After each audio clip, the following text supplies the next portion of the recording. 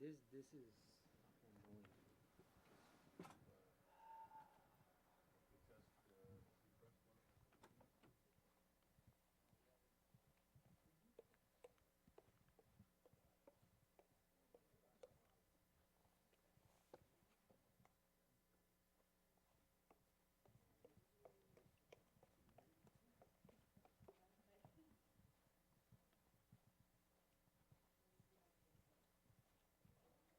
Anyway, that gentleman sitting way up in the booth, can you tell him that the member and the sitting employee reset there? Yeah, yeah, cause he reset there, right? And he's not like an IT or anyone, right? Usually everyone sits there, so he can advise him that this is the sitting employees, the member, the public. Yeah. The DB is not working. The request to speak.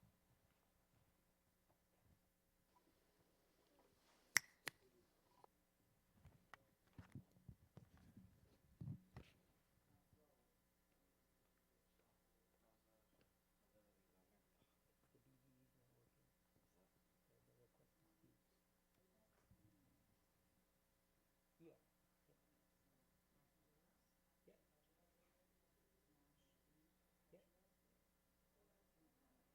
ID? Okay. Okay. Yeah.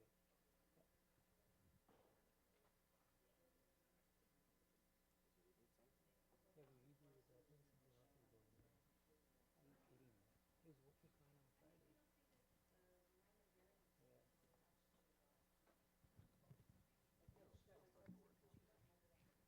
Yeah.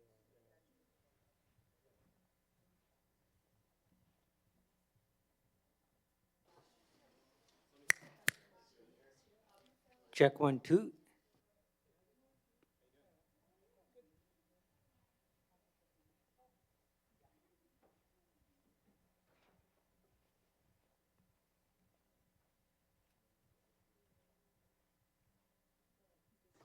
Good morning, Counselor. Can we test your mic? Yes, good morning. Can you hear me? Can you hear me? Yep, thank you. Thank you so much. Thank you. And like,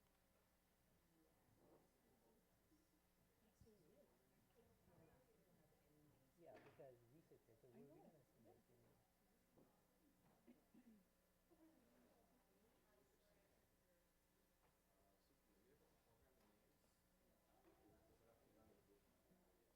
Oh no, we can do it from the booth. The problem is the name's not gonna show up because the affiliate list is not working. No, usually like the name doesn't show up. So when you press on mic, right, the name is not showing up.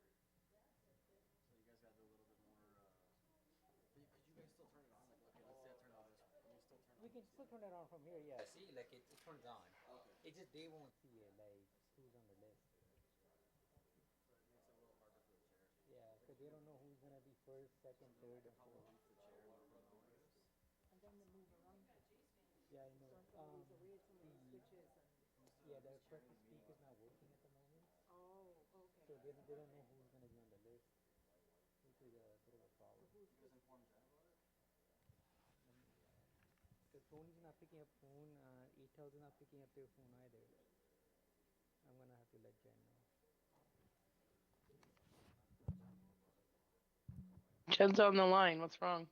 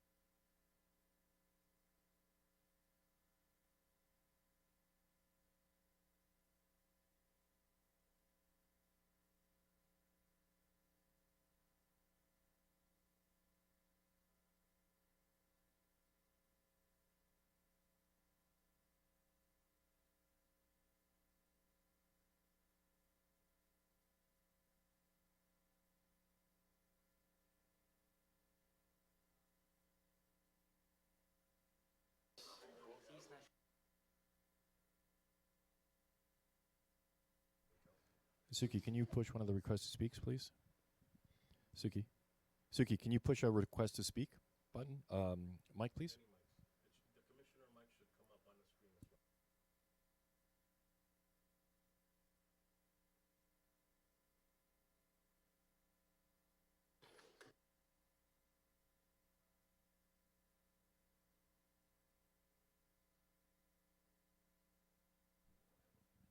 No.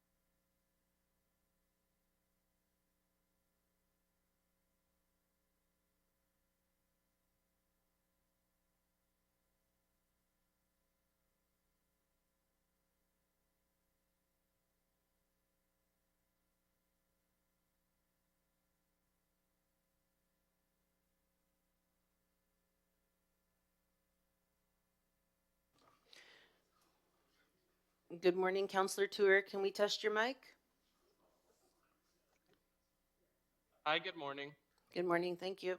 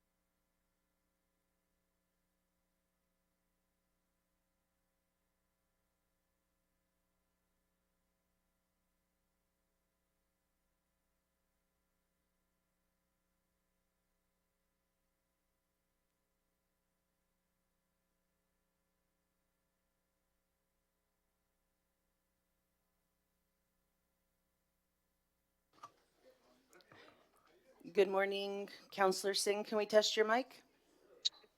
Yep, testing 1, 2, 3. Thank you.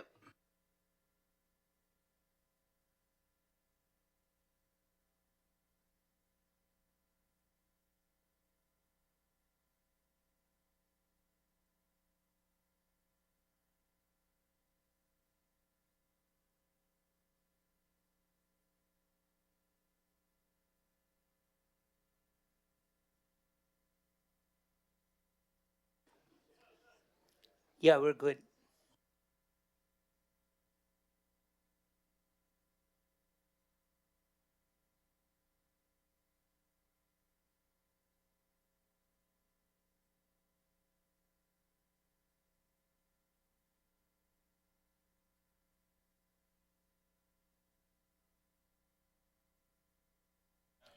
Suki, it's good. It's good, Suki.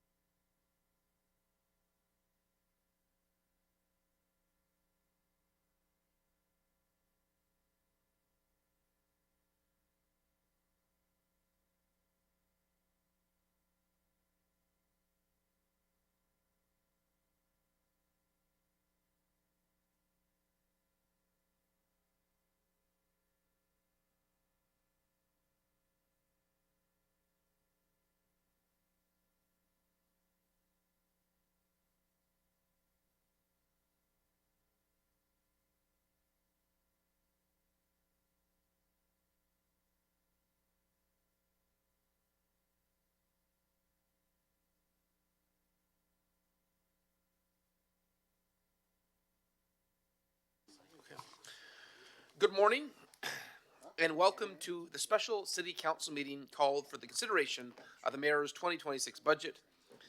In the council chambers, we have Councilor Medeiros, Councilor Power, Councilor Keenan, Councilor Paleshi, Councilor Brar, Councilor Vasante, Councilor Santos, and online to the clerk, I believe we have the Deputy Mayor, Councilor Fertini, and Councilor Tor. That's correct, Mayor Brown. Okay. Our next item is approval of agenda. Does any member wish to add a business item to today's meeting? Seeing none, we have a motion moved by Councilor Paleshi, seconded by Councilor Brar to approve the agenda. All in favor? Motion carries. Do any members have a declaration of pecuniary interest under the Municipal Conflict of Interest Act for any matter to be considered on today's agenda? Seeing none, the clerk will so note for the meeting minutes. That's the entire budget, No, right? no, just for today's agenda. Which is the entire budget. Well, we're not going to get to that today. Yeah. But if somebody was to, we have departmental presentations today, but when it comes to motions and someone wants to declare a conflict, I know in different years there's been different conflicts that have been presented. The clerk will advise the appropriate time to do so. It wouldn't be during, I believe today we're probably going to get to the financial context and budget proposal, maybe one or two presentations. Okay, Councillor Pelletier. Thank you, Mr. Mayor, and I don't know if anything's changed, but previously in the past, if anybody had a conflict on the budget, they declare it now at the opening, and then they declare it again when it comes to actually the motions approving the budget. I think that's probably a fair protocol. Okay. Councillor Masante.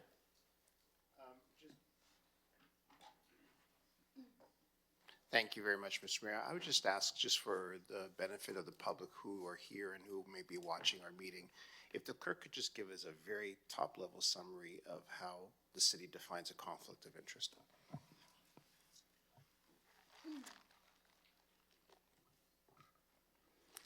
Through Mayor Brown,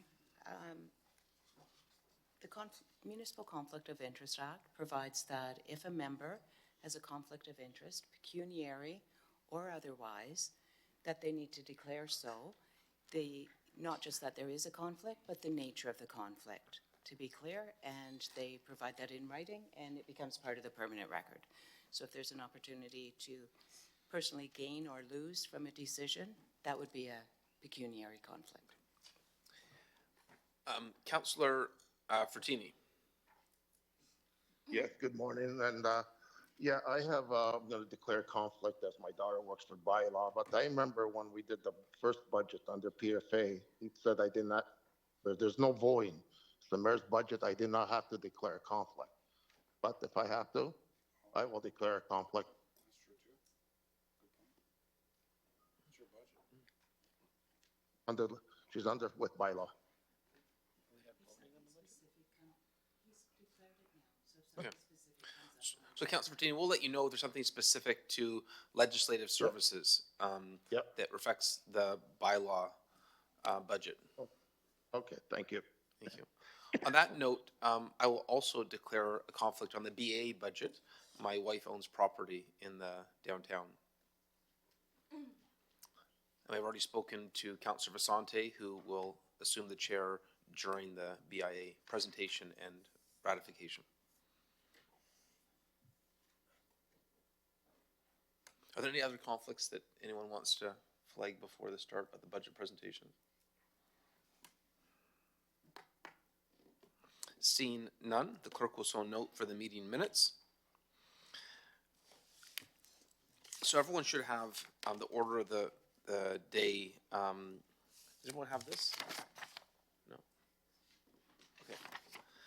So we're going to start off with presentations from Mark Medeiros, Chief Budget Officer, and Nash Damer, Treasurer, on the 2026 proposed budget. And then we're going to move into departmental presentations. Right now, the order of the departmental presentations are Transit, Community Service, Public Works, Engineering, Corporate Support Services, Planning, Building, Growth Management, Legislative Services, and Office of the CEO. Then, of course, we can have motions at any time. We have a number of days for the budget, and we can add more if more are required.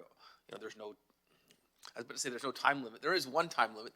Under the strong mayor powers, the legislation allows 30 days for the budget debate and deliberation. Otherwise, it is deemed adopted.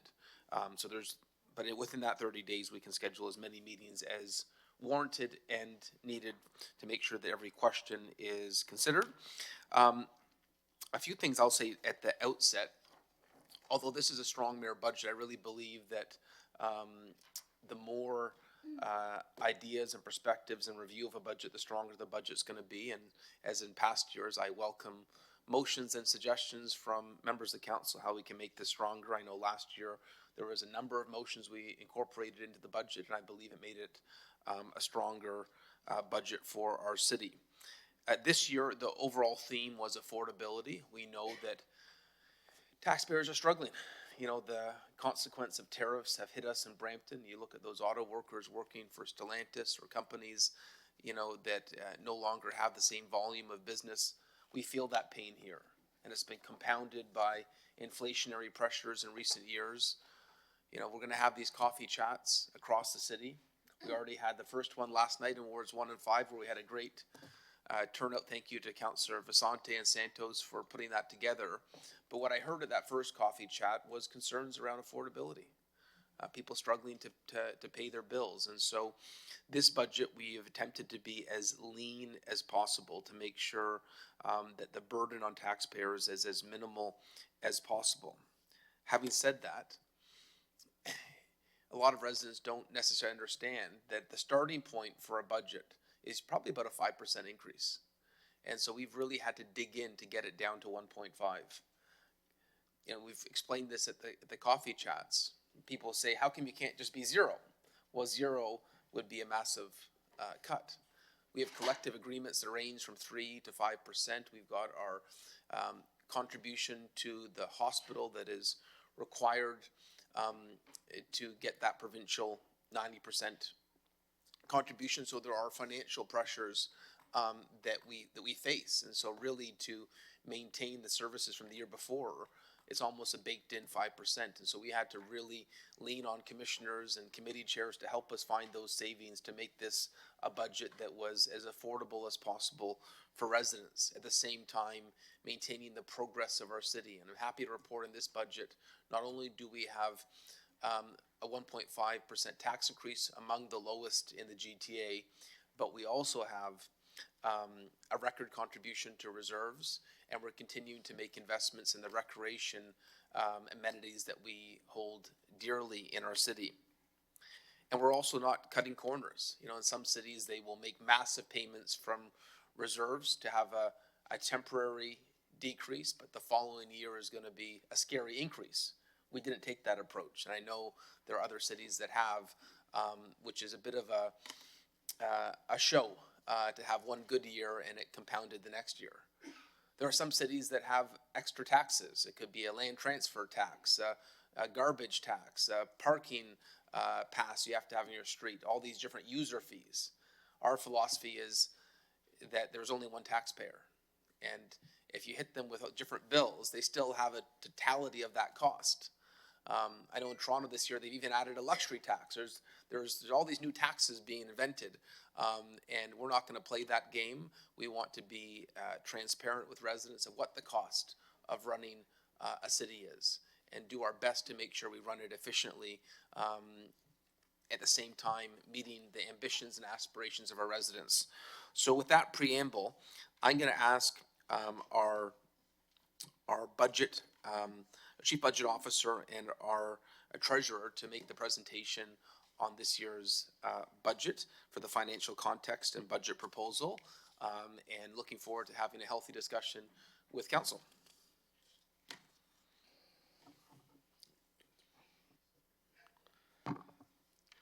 Good morning, Mayor Brown and members of Council. Thank you for the opportunity to present to you today. On behalf of the Mayor and the Budget Office team, who have worked tirelessly to develop this budget proposal, I am pleased to present the proposed 2026 budget for Council's consideration.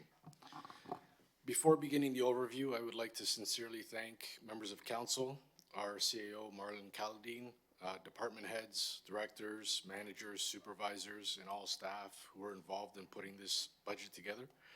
I would also like to thank and acknowledge our Treasurer, Nash Dammer, along with the finance team, whose leadership, analysis, and coordination were critical throughout this process. This budget was very much a team effort, requiring collaboration and commitment across the entire organization.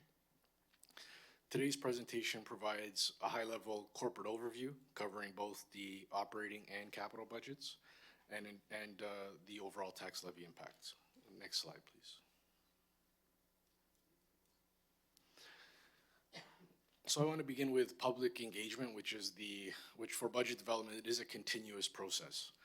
Every council meeting, every email from a resident or a business owner, every phone call, public meeting, or community event, all of these interactions provide insight into what matters most to our community.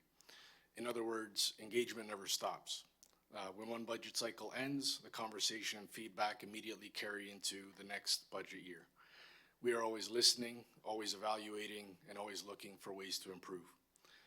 The 2026 proposed budget reflects the cumulative feedback we've heard over the past year, particularly around affordability, service expectations, and how we invest in a growing city.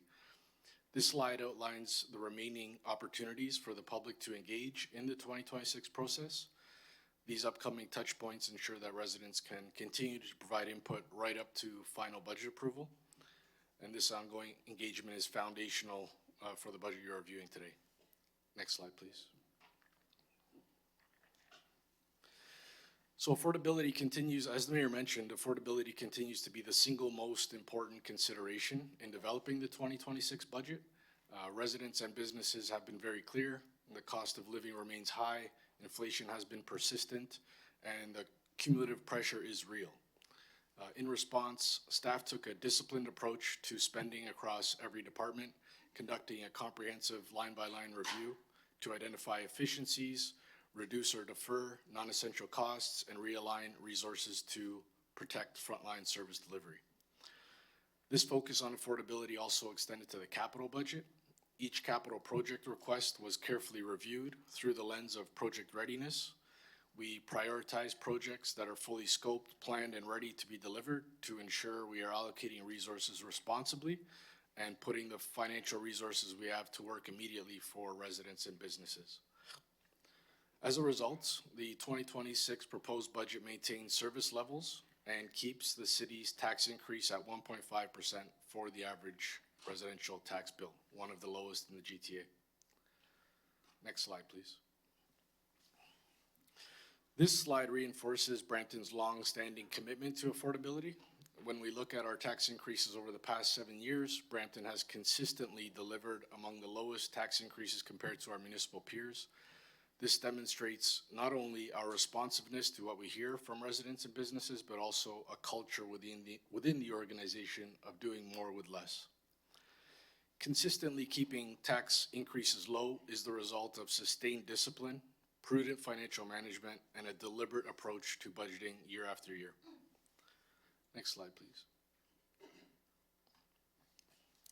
Advocacy continues to be a critical component of the city's ability to grow within our community.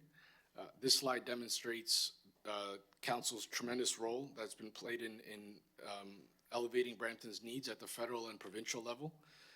As a result of this advocacy, this term of council has secured a historic and unprecedented level of external funding, totaling over $5 billion to support healthcare, transit infrastructure, and community facilities. These investments will benefit the community for generations to come. Every dollar we secure from other levels of government reduces the pressure on property taxes, eases the burden on residents and businesses, and allows us to deliver more for the community. Next slide, please. So the 2026 proposed budget calls for a $1 billion operating fund and $340 million of capital. You'll notice that the 2025 budget was largely the same. It was $1.4 billion, so there was a very minor increase in the operating fund, and I'll get to that in the next few slides. And our capacity to deliver is approximately 300 to 350 million, and that's what we've recommended for 2026. Next slide, please. So this slide provides a detailed breakdown of the major expenditure and revenue sources that make up the city's 2026 budget, operating budget. Municipal services are, by their nature, primarily people-based services that interact directly with the community. Services such as fire and emergency services, transit, recreation, bylaw enforcement, and public works rely heavily on trained staff to deliver safe, reliable, and responsive service. As a result, labor represents the city's largest operating cost driver. These include wages, benefits, and statutory obligations required to deliver essential services across the city. Other major expenditure categories include contracted services, utilities, insurance, fuel, materials, and contribution to reserves. On the revenue side, the operating budget is funded primarily through property taxes and user fees, highlighting the limited tools that municipalities have to fund operations. Next slide, please. So this is one of the most important slides, I believe, in the presentation, as it shows the true underlying change in the city's operating budget. Although the overall tax increase is 1.5%, the actual increase of the operating budget itself is actually 0.8%. This reflects a significant amount of work across every department to contain costs and maintain affordability. Assessment growth contributed an additional $6.2 million in new revenue. However, revenue across the organization declined by almost $22 million, as you can see here. This includes reductions in transit fare and development-related revenues. As a result, the $23.6 million increase in the property tax is driven largely by the need to offset the decline in these revenues, not because of new spending or expanded service. This slide clearly demonstrates the effort that staff have made in building this budget. Even with a nearly $22 million decline in revenue, we have been able to maintain services, absorb inflationary and legislative pressures, and still keep the city's operating budget increase to less than 1%. Next slide, please. So this slide highlights Brampton's assessment growth for 2026 in the past, which represents the additional tax revenue generated from new construction and development. As I mentioned, assessment growth is contributing $6.2 million in revenue for 2026. While helpful, it continues a long-standing trend. Since 2019, Brampton's assessment growth has hovered around 1%, and 2026 is consistent with that pattern. Assessment growth is intended to fund the increased cost of service of a growing community, more transit riders, more fire and emergency calls, more road maintenance, expanded parks and recreation needs, and additional demand on bylaw and customer service. However, when assessment growth remains at roughly 1%, while population and service demand grows much faster, it creates a structural challenge. Simply put, we are serving significantly more people without proportional more revenue to support that growth. Next slide, please. So this slide reconciles the tax levy dollar change on the proposed budget and breaks down in detail the categories. The property tax base starts with the 2025 tax levy, which was $619 million. As you can see here, we then layer on the assessment growth, which gets us to the revised base of $625 million, which is the starting level of our property tax for this year, for next year. As you can see here, the 2026 budget proposes $23.6 million in increases in property taxes, which is primarily fully driven by inflation at $26 million and service stabilization at $13.3 million, which is basically substituting in property taxes for revenue declines to maintain service levels. So almost $39 million just for those two categories. In addition to that, you see the city's commitment to maintaining our assets with our special purpose levies at $3 million. Since the budget has been released, there have been several discussions around the various ways tax percentages can be calculated, whether it should be based on the overall bill, the city's portion of the bill, or the change to the actual net budget expenditures. There are indeed many ways to express a percentage. However, one thing that does not change is the underlying dollar impact. The 2026 budget results in a $111 increase on the average residential tax bill. Less than $10 a month to maintain the services that our community relies on in one of the most challenging economic environments in recent memory. Whether you calculate the bill at 1.5%, the 0.8% I presented earlier on the city's net budget, or the city's portion of the tax bill, the impact is still $111 or approximately $10 a month. I believe this is what matters most to our residents. Next slide, please. This slide speaks to one of the fundamental principles used in developing the 2026 budget, ensuring that every possible avenue was explored to minimize new staff increases. Staffing is the city's largest cost driver, and as a result, any request for additional staff was approached with a very high level of scrutiny. Departments were required to first look for operational efficiencies, service realignment, alternative delivery methods, and revenue opportunities before any new positions were considered. As you can see from this slide, where staffing increases have been included in the proposed budget, offsetting savings, efficiencies, and/or revenues have been identified to largely mitigate the financial impact. In addition to limiting new staff requests, this budgeting also includes some administrative actions to remove or reallocate positions that are no longer required. This includes 51 staff being reallocated from automated speed enforcement, the Goreway Drive widening or grade separation project required a transit detour. That project is now complete and that detour is no longer needed. So those 7 staff are being returned, along with the library fund development position that has met its purpose. Next slide, please. So this slide provides residents with the breakdown of the overall bill and where it is allocated. So the projected average residential bill will be $6,866 for 2026. That bill is split 40.4% for the city of Brampton, 40.2% for the region of Peel, and 19.4% for the school boards. As per the average assessed value through MPAC of $543,506, again, the increase proposed today in this budget is $111 annually, or less than $10 a month. Next slide, please. So for our 40.4 cents, this is where the breakdown, where the primary drivers of that. You can see the largest is the contribution to capital infrastructure planning, demonstrating the city's commitment to maintaining our assets and fiscal sustainability. Following that, transit, fire, recreation, public works, parks, library, all of these services are major drivers of where your 40 cents goes. Next slide, please.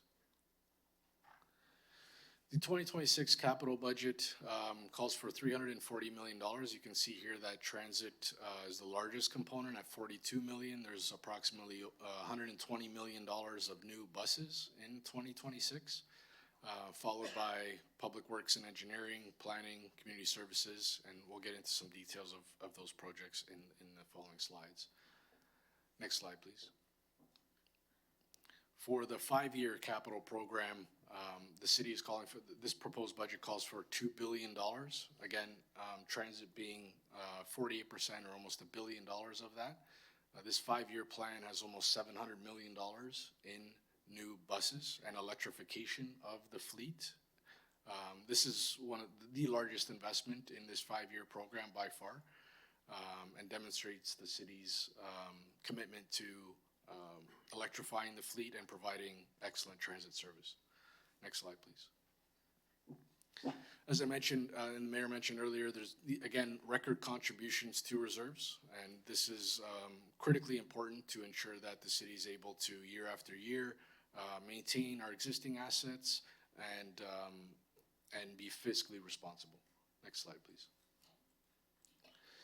So in terms of the budget highlights, 4 major themes through this budget: building spaces to play, connect, and thrive. There's investments, 14.6 million investment in outdoor recreation facilities, 20.2 million in Howden's Recreation Center, Susan Fennell Sportsplex, parks, trails. We're also, as I mentioned, keeping Brampton moving with $120 million buses, 8.8 million road resurfacing, winter maintenance, which was critical recently, and our new Brampton Orangeville Recreation Trail, which I know many are excited about. Another critical theme in this budget is protecting our community and community safety. So we've heard that, and we're investing in 12 new bylaw officers, 10 seasonal enforcement officers, fire prevention officers, 14 of them, and 24 new firefighters. This is a major investment for this budget. Along with keeping an eye on innovation and economic growth. We want to create the jobs of the future, and we're investing in the Brampton Venture Zone, Cybersecurity Catalyst, and Beehive to do that. Next slide, please. So we've been working on a visualization tool that we're pretty excited to present today. It's called Open Book, and if you can, please, if council will indulge me, I just want to spend 1 minute just showing you what this is capable of. So this website is now live and available to the public. You can go to our budget.ca website or the link provided in this presentation, and you can hover over anywhere in the city and pick a project. It'll give you a picture of what that is. It'll tell you a description of what's being done, how much is being spent, and where the funding sources are coming from. So we're excited about this tool. We've been working on it for a while, and we hope that members of the community and the public will use it and access it. So with that, Mayor Brown and members of council, that concludes my presentation. Thank you for the opportunity today, and we'll be happy to answer any questions you have. Thank you, Mark, and I would note we can ask questions of Mark now. And then if you want to bring Mark and Nash up again at any point during the budget process, we can do that, because I'm sure there'll be other occasions where there's questions specifically for them. But why don't we start today with the questions for them, and then after we exhaust questions for Mark and Nash, we will move into the departmental presentation. So I have on the board Councillor Medeiros, followed by Councillor Pellecci. Thank you, through you, Mr. Mayor. Thank you, Mayor and staff, for presenting this year's budget, and I'll keep my questions to sort of broad context. One of the narratives that often I think we don't pay due attention to, so when you present the budget, we don't talk about the underpopulation, that we provide so much service for people that we don't get,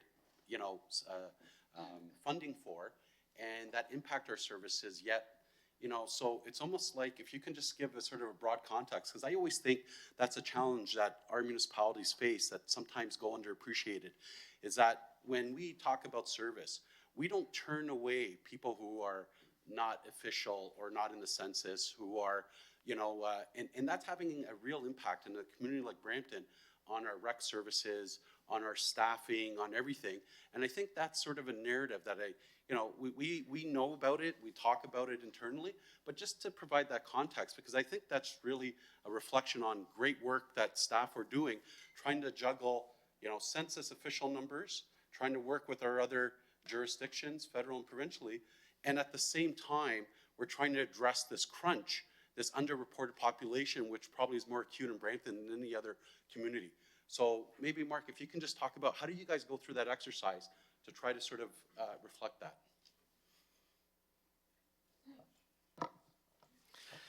Thank you, Councillor Medeiros. So this affects us in two ways. Number one, the property tax legislation is all geared around a property. It does not take into account how many folks are in that property. When we have households that are beyond the 3-4 person per house, the property tax dollar does not cover the services that we're providing for those residents.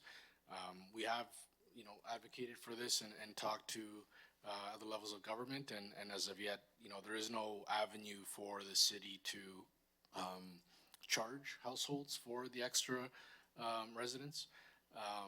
Compounding that is when we have a census gap, because other levels of government provide us with funding based on our population. And as our population is typically underreported, we receive less funding that way too. So not only can we not charge an appropriate amount of property taxes per person to provide that service, but we also receive less funding from other levels of government because of it. So it is a chronic challenge. Yeah, I hope that answers your question. I don't know, Nash, if you have anything to and just to that, Councillor, and like Mark described, that's also pretty much like pronounced in Brampton in particular, as opposed to other cities and so on, because of the number of residents per unit on average, as you have mentioned. We also, as you know, City Council has been really working against ARUs, which is again another compounding factor that has contributed to this unreported population and so on. All items that we had your support in addressing throughout the past years, and we appreciate your continued support to do so. Yeah, and thank you very much, because I really think it's underappreciated sometimes when you see some of the media stories where we're trying to sort of address our current issues, and then after there's a sort of this, floating sort of, situation where it's an underreported population, which we're not talking about 5, 10 people, we're talking about like 100,000 people. And, that other communities couldn't handle it. So when we're trying to sort of make investments in capital, we're trying to make investments in everything, it's almost like you sort of, look at the cost of a service, and after you almost have to look at that 25% mark, what impact you're going to have, and we're constantly adjusting. So that was my first. The second question I had through you, Mr. Mayor, 57%, every year we look at it, residents sort of always ask me, and there's that little bit of that sticker shock, like 57%, go to salaries. And then after the obvious question is like, are you guys sure? Are you guys looking at, finding savings and efficiencies and so on? I guess my question is specifically around when we talk about sort of management, that sort of story or that comic strip of, the director sort of level, and he only has like 2 or 3, direct reports. Like he doesn't have a, and if you can just maybe comment about what we do in this organization, ensuring that we're always looking at, notwithstanding just at the service level, but from a management perspective, we're always trying to right fit the organization, based obviously on new needs that come on, but that's something that's ongoing. So maybe just a comment on that to give us some reassurance that's always being looked at. Yeah, through the chair to Councilor Medeiros, thank you. Absolutely. So as you can see through the presentation, we've that is a key pillar of how we've been able to consistently deliver tax increases lower than our peers. So every single year we look at workforce planning. We look at the departmental structure. As new requests come forward, we challenge each other to see if there is opportunity to do more with less, to restructure positions. I would say, I think our organization is extremely lean. My personal opinion is that there isn't much savings that's going to be found by reducing staff further. But there is always every year a review of that, consideration for looking for those opportunities. And I think this budget does reflect that. We have found efficiencies and savings in the new staff requests that are there. You can see that we've added more staff, but we've also reduced. A lot of that is finding a vacancy that was no longer needed and swapping it out so that we could have the new pressure. So absolutely, Councilor Medeiros, workforce planning review is a fundamental piece of the operating budget development because it's the largest portion of the operating budget. That's excellent. Thank you. Through you, Mr. Mayor, my last question really is around the future. So when you look at this budget, we know, for example, some of the, downloading the roads, waste collection and so on. How, as we go forward, how would you sort of adjust this budget accordingly? And, is that something I assume that the corporation's already thinking about? Yeah, through the chair to Councilor Medeiros, yeah, 100%. We've had discussions with the Region Appeal, with Mississauga, Caledon. I think we're all very clear on how this is going to be shown. So when the given service is transitioned, there will need to be a reconciled shift on both the tax bill and in the 2027 budget and any future budget. So what you'll see, for example, next year is, let's say we receive approximately, let's say $20 million, $30 million for waste. What you'll see is we will first calculate that tax bill increase with the shift to demonstrate to residents that we're not increasing taxes, we're just shifting it from the region to us. That's a critical piece. We have to show that in our budget and on our bill. And then we'll calculate the tax increases after that shift. So we've already talked about the technicalities with the Region Appeal and Mississauga and Caledon, and we're all in agreement. So you can expect in the next year's budget that there will be an opening intro to the budget that will talk about the shift and how it affects the taxes, and then we will get into the decisions of council to the 27 budget.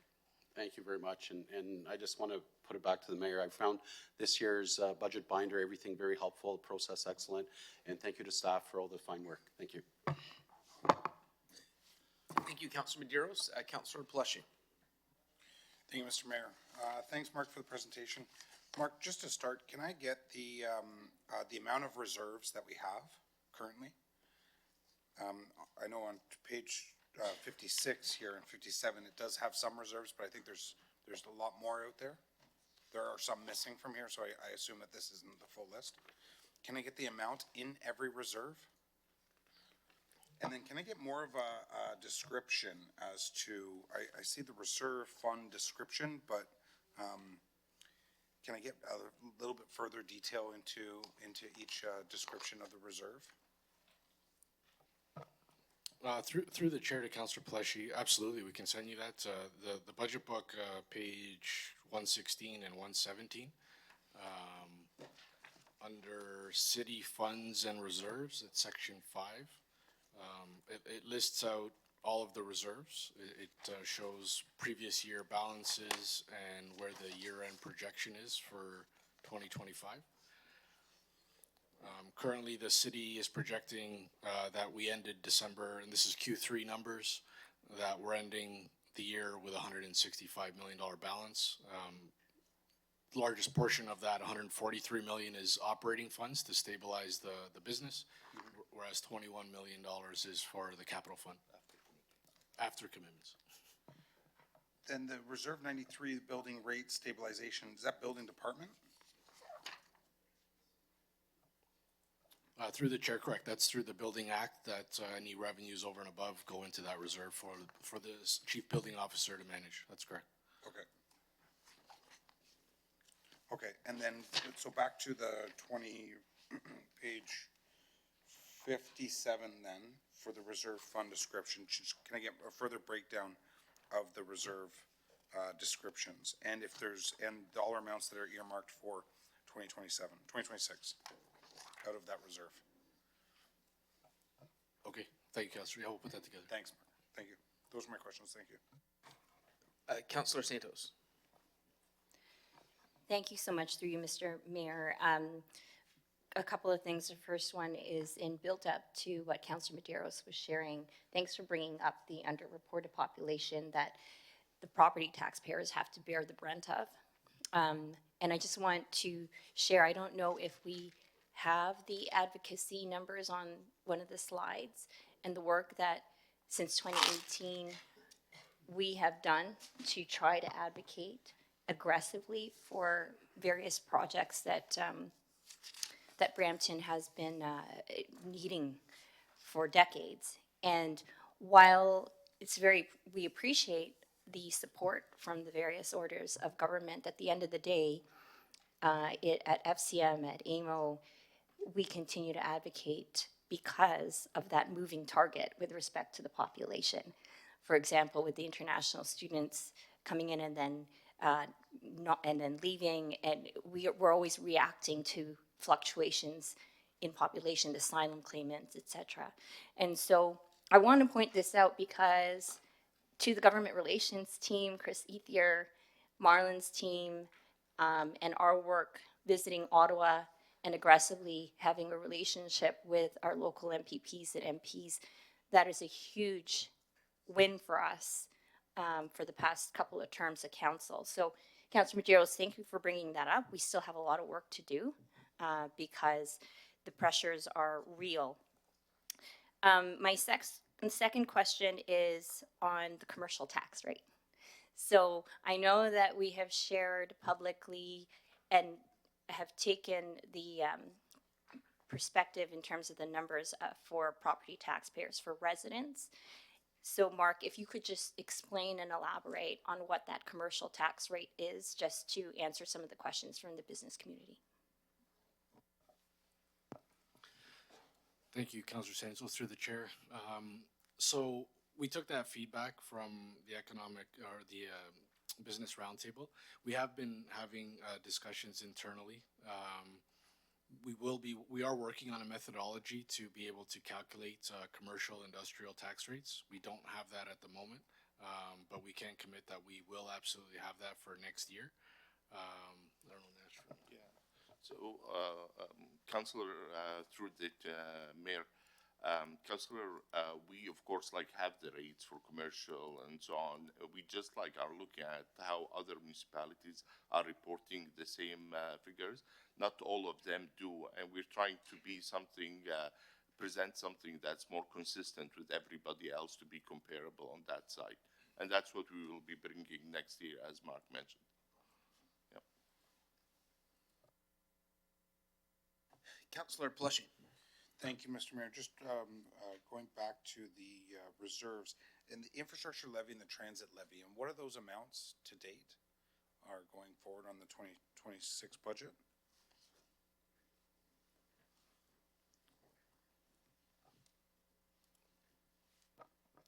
Through the chair to Councillor Plushy, just pulling it up. Is it a percentage of the tax bill, the levies? Each year, the increase is a percentage of the bill of the tax levies, but What's the percentage going into this year? it varies year to year. In the past, we've tried we've done 1%, 0.5%, 0.75%.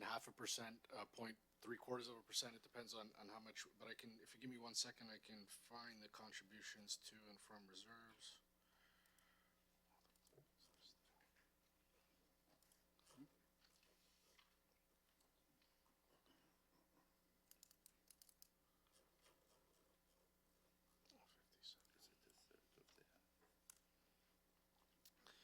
Okay, so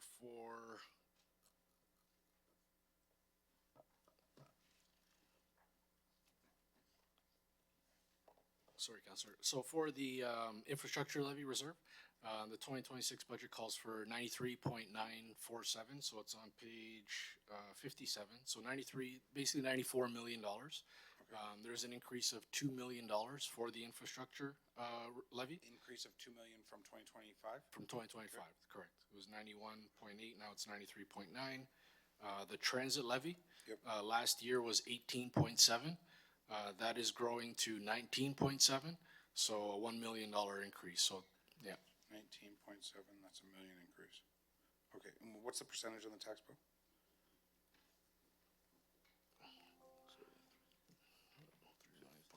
It's about, 0.2. yeah, about 0.2, yeah, 0.2 on infrastructure? 0.02, yeah. 0.02 infrastructure, and then transit? Sorry. Yeah, go ahead. Yeah. Through the chair, Councillor, it's 0.2%, which is part of the 1.5% that is overall reported. 0.2%? 0.2% goes to transit through these two contributions. One is the transit levy and one is the contribution to the repair and maintenance reserve. So it's 0.2% is the total levy on the tax bill for infrastructure and transit? For transit, 0.2% goes to transit through two contributions. One additional contribution of $2 million to the repair and maintenance, and 1% and $1 million to the transit levy addition. Okay. So, and infrastructure? So, yeah, if I can clarify, Councillor, so a 1% tax levy increase on the city's bill is $15.3 million. Okay. So 1.5 million is 0.1. So we're doing 3 million across both reserves. So together they're 0.2 of a 1%. The 1 million would be about 0.6, whereas the 2 million would be about 1.2. So those two would add up. So those are the numbers. The difference between the two. Infrastructure percentage levy is what? Yeah, so between the two levies, each year, our philosophy is to put 2/3 in infrastructure levy, 1/3 in transit levy.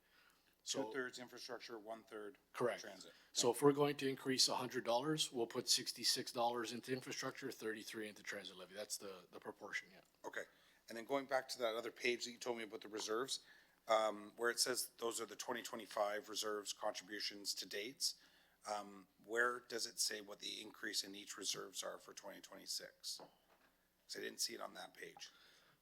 Yeah, through the chair to the councillor, we're not at the level to be able to provide a forecast of reserves. We're working on that. We need to make some technical improvements in some of our systems and processes. So Right now, we're able to forecast in a given year, The total dollar amount? total dollar We amount. don't know where, how much is going where. Yeah, we know how much is going where, we just don't have a process that is automated enough that we are comfortable enough that won't have manual errors to be able to forecast to say the reserve will change by this throughout 2026 and you'll end up with a year-end balance.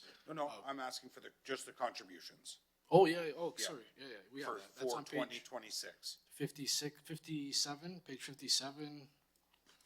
56 and 57?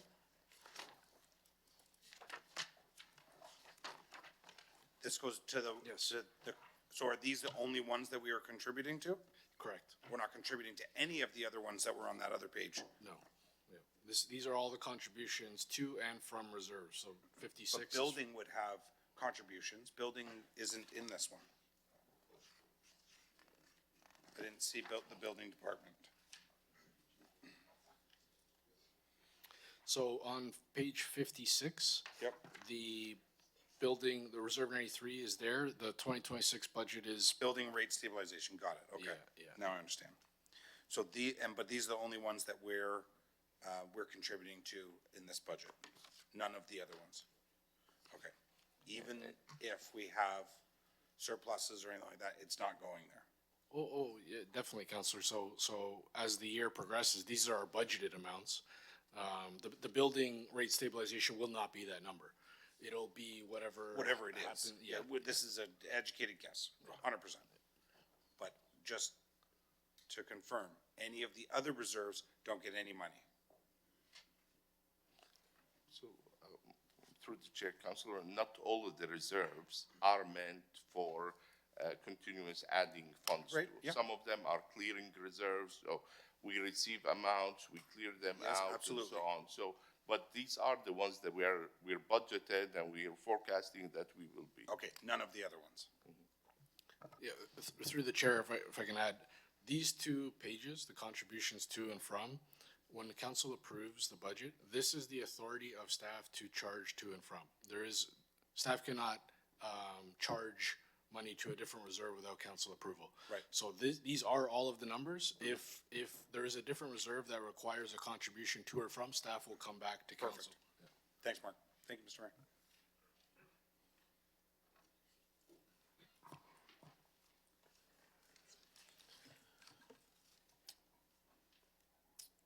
Okay, so on that note, I'm sure we'll have more questions about reserves as the budget goes on. I don't see any other questions on the screen, so why don't we move to our departmental presentations?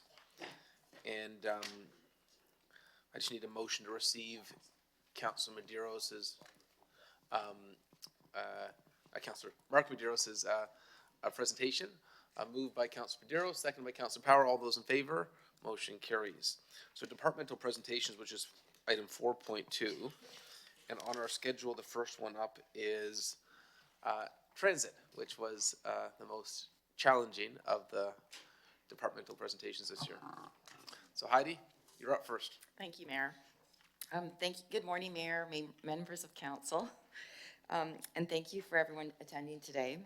It is my pleasure to present the proposed 2026 budget for Brampton Transit. Before I do so, I do want to thank the transit team, Mark's team, the budget office, mayor and council for their support. Many hours went into looking at the budget line by line to ensure we met our financial targets considering affordability for our residents. Next slide, please.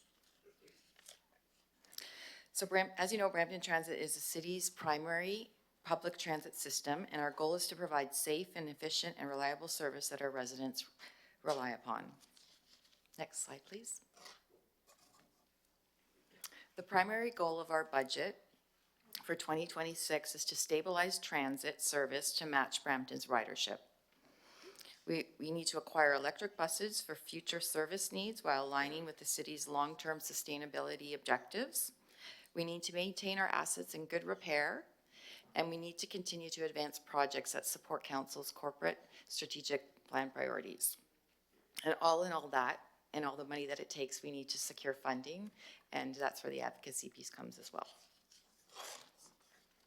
Next slide, please. This slide just talks about our budget drivers. So the main drivers of our budget are stabilizing transit services, like I mentioned, to meet the ridership demands. Brampton saw a year-over-year ridership and fare revenue decrease of approximately 13%, largely due to, and Councillor Santos mentioned that too, about the federal immigration policies, and that included the international students.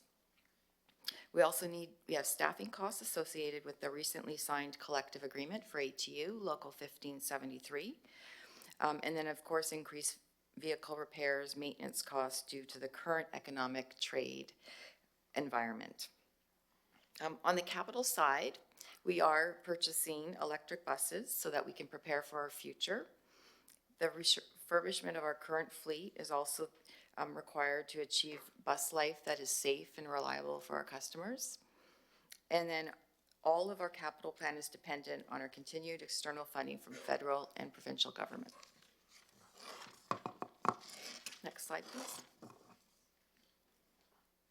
So our operating highlights, like I mentioned, the new collective agreement, which is retroactive back to July 1st, 2024. We also propose a fare increase of approximately 5%, and this is in line with changes from the last report that was approved by Council in 2025, the user fee report. Service level stabilization to address the decrease in transit ridership and fare revenues will also be considered. Next slide, please.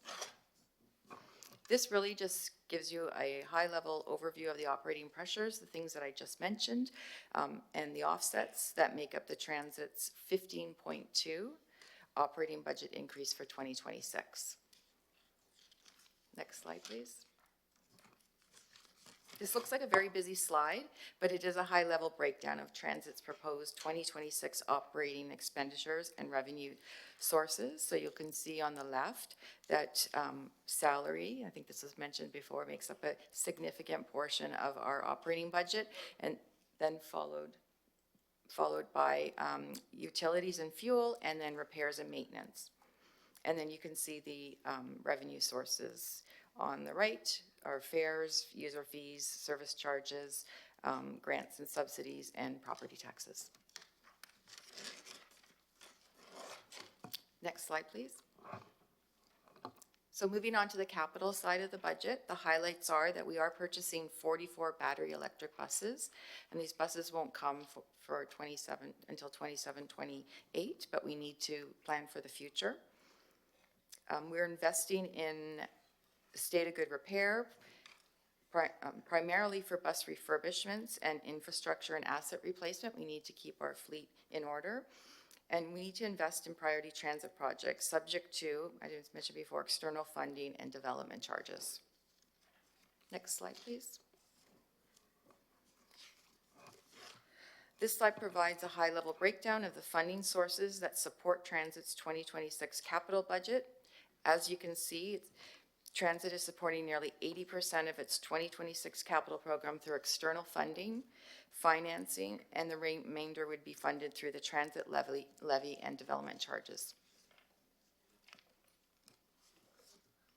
And my final slide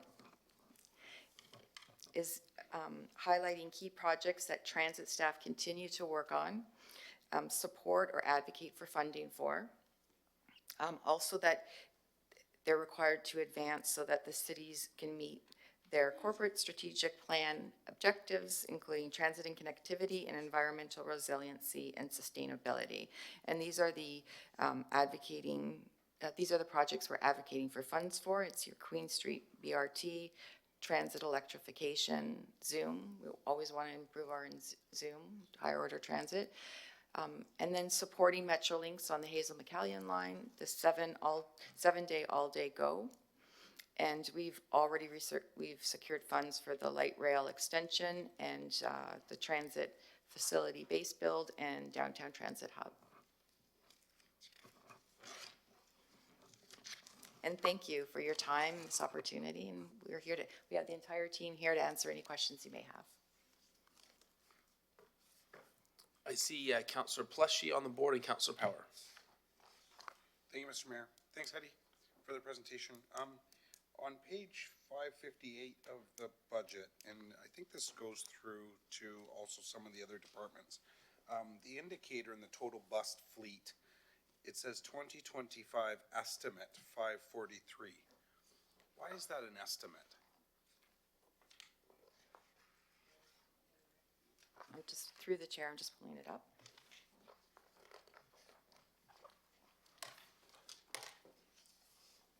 And then it carries over onto the ridership while you're looking at that.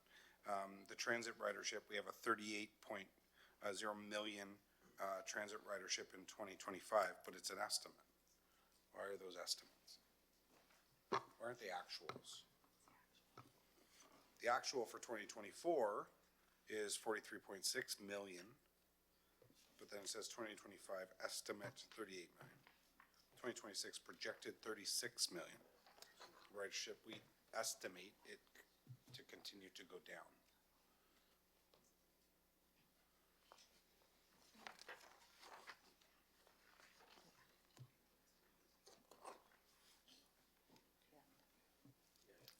Through the chair to Councillor Palashi, at the time when this was prepared, it was an estimate, but it's actually actuals now. Those are the actual numbers. Yes. They have not changed.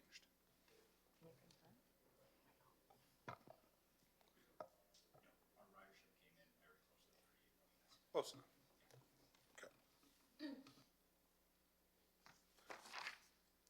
Okay, under 560, page 560, the departmental operating budget, we have here utilities and fuel, 2025, 28 million was budgeted. In 2026, we're budgeting 21 million.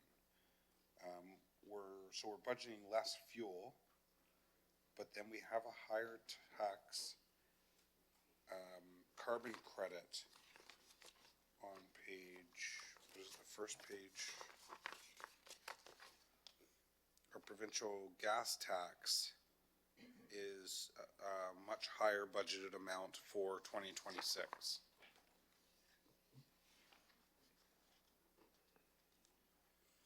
Why the difference? If we think we're gonna burn less fuel, shouldn't we be paying less tax? And then the carbon credit, shouldn't the carbon credit then be less? And do we still get a carbon credit? Is the carbon credit less? I'm not able to find it. I know it's here somewhere. Yeah, so through the chair to Councillor Pleshy, if I can start, and then maybe Michael from Transit can come down and clarify if necessary. So the utilities and fuel, the fuel portion of this, the carbon credit tax reduction, I think is 3.9 million out of that. Yeah, $3.9 million out of that 6.2 is directly related to that legislative change. So there's another $2.3 million. I'm not sure what that is for, but 3.9 of that. The provincial gas tax is actually in the line above in grants and subsidies. It's a revenue. That's What page, sorry, Mark, what page are you on? Sorry, It's not on- page that's not the 560. one. 560? I'm down at utilities and fuel, 21 million. Above that, staff development. Sorry. You said right above where? So if on page 560, if you go to the top, the revenue Yep, section. grants and subsidies? Yes, Yes. that's provincial gas tax. Okay. So that's where the 4.2 million is increasing our revenue, whereas the carbon tax credit is decreasing our expenditure, so that's why it's negative on the 6, yeah. So there's an increase in grants and subsidies Correct. from 16 to 21 million. And a And a decrease. decrease in fuel. Yes. And 3.9 of that 6.4 is because of the carbon credit Is reduction. our carbon credit, are we probably going to have a decrease in our carbon credit next year?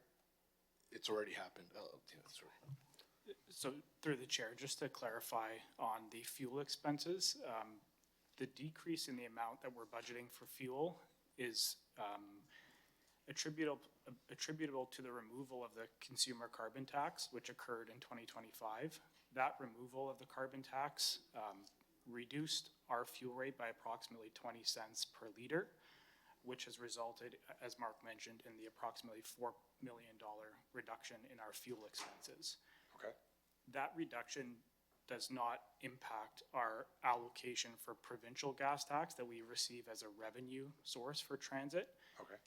Our allocation of provincial gas tax funding, which we use to support transit operating, has increased by approximately 4.2 million. I know the numbers are quite similar, but they are not, they don't correlate in any way. So because our annual provincial gas tax allocation is based on ridership and population, we have historically been growing at a rapid rate, and we've seen that allocation of annual revenues increase. So we've brought that into the 2026 budget as an increased revenue source for our operating budget. Even though our ridership is decreasing. We're playing back behind a little bit, are we? Through the chair, Which is the allocations are generally based on a year or two back. Great. So Where we were still increasing. Correct. So then the further years, we'll probably start to see a little decrease. potentially, the provincial government does try to do what they can to stabilize those fluctuations. Okay. But we'll see the results of that in future years. Okay.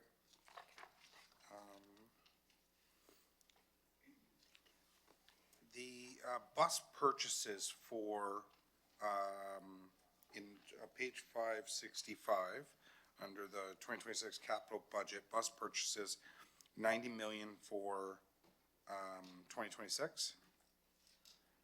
How much was it in 2025? And how much of that 90 million was in 2025, and we've carried it over because we didn't purchase the buses, if any?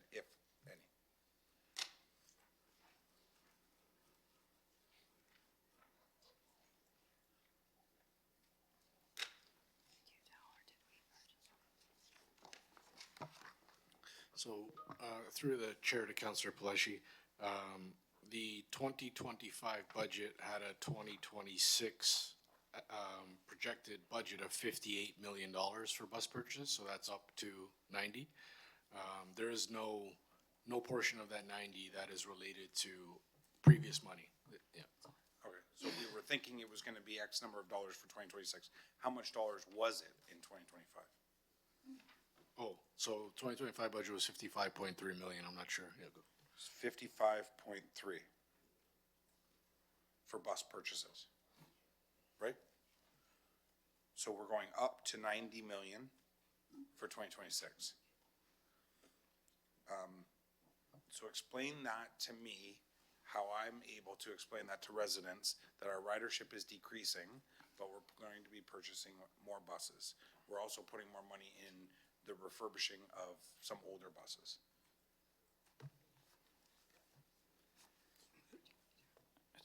So through the chair, the largest driver of the increase in the bus purchase capital project is the type of buses that we're now procuring.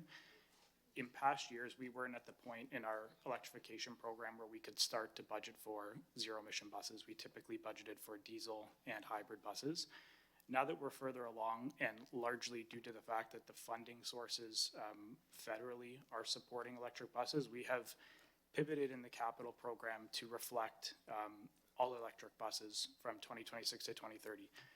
Those buses come at obviously a higher price tag per unit, which has largely driven the increase from the figure Mark provided to what is now in the 2026 capital plan. However, with that increase, there's also much more upper level government funding and financing that we're able to leverage to purchase those buses. So although the 91 million is substantially higher, the funding is higher to an even greater degree, reducing the city's contribution towards those buses.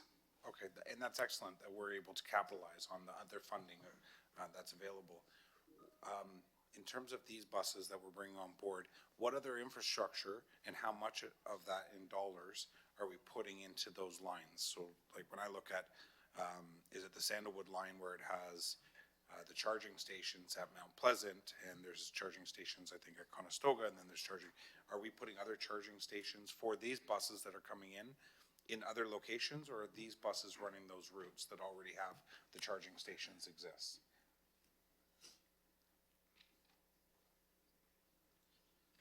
Through the chair, as Heidi mentioned, these buses will be, subject to council approval of the budget. We'll be going out for a new contract for these buses.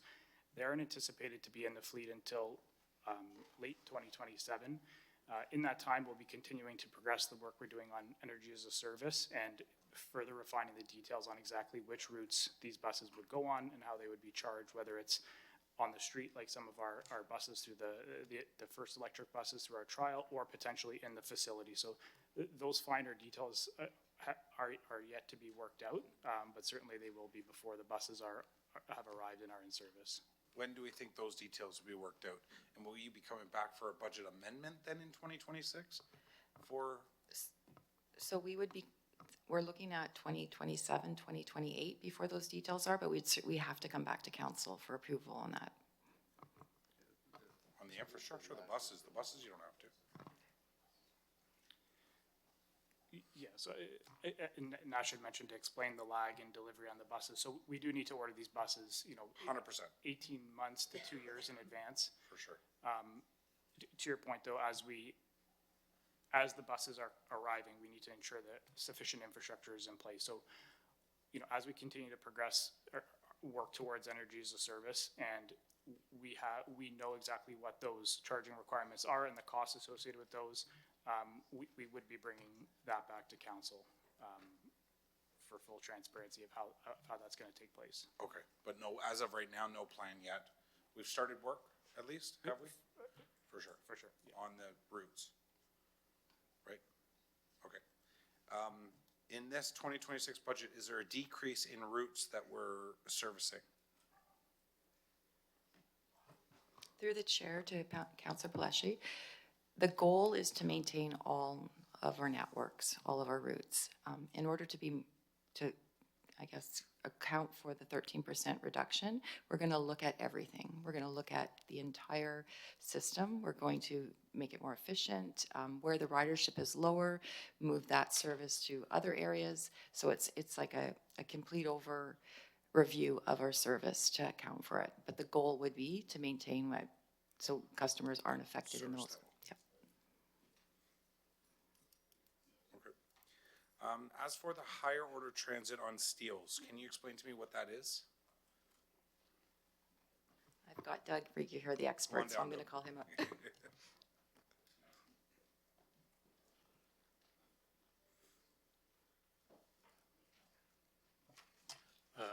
Thank you, Councillor. Through the chair, that is to basically examine the corridor to determine what kind of higher order transit technology would be best suited for the corridor. Metrolinx, through their broader transportation planning network, only identified Steeles as basically a Zoom corridor. We at the city, working with our friends in planning, feel that it deserves a more detailed look, and that there is enough growth in the corridor that higher order transit should be considered. So that's the purpose of the study, is to look at some of the land uses, look at the technology, and come out with a recommendation on what kind of technology that would be then used to go and advocate and to show Metrolinx that the demand is there, and that we could advocate for higher order transit on that and funding for that corridor. In the budget, how much money do you have going into to Steeles alone? So consideration for this budget, there's $4 million for that, to complete that study. There's nothing else? There's nothing else that we have at this There's time. money going into Steeles for pad refurbishment and for new shelters. I had thought that I had seen in here. I don't remember the dollar amount. I'm sure I have it here somewhere, but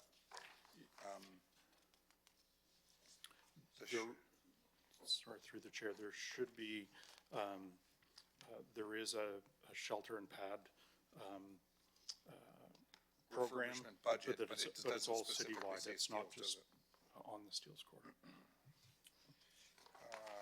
My question was where that was, where those refurbishments were earmarked.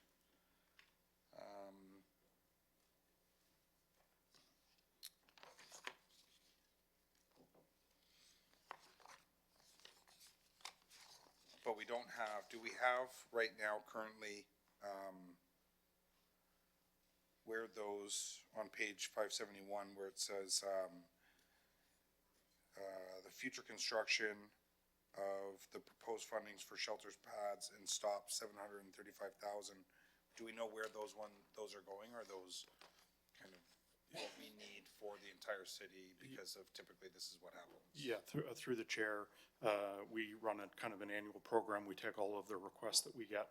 We look at the ridership, the adjacent land use, the frequency of buses, that type of thing, and go through a warrant score. We rank them, and basically the top 30 to 40 shelters get either replaced or new installs. Okay. On 572, where it's the 350,000 for the business plan out of the Canada Community Building Fund, when was that plan last updated? When was it created and when was it last updated? Was it 5 years ago and this is the 5th year that we're put? Through the chair, yes, that's correct. Our current business plan ends in 2027. Okay. So this business plan would cover 2028 through 2032.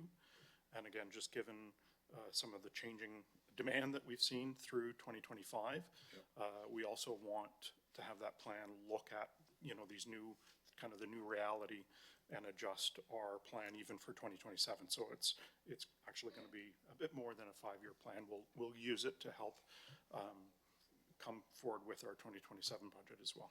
Okay.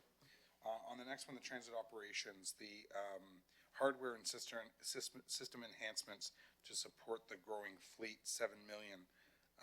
What kind of hardware are we talking about? What's the CADAVL?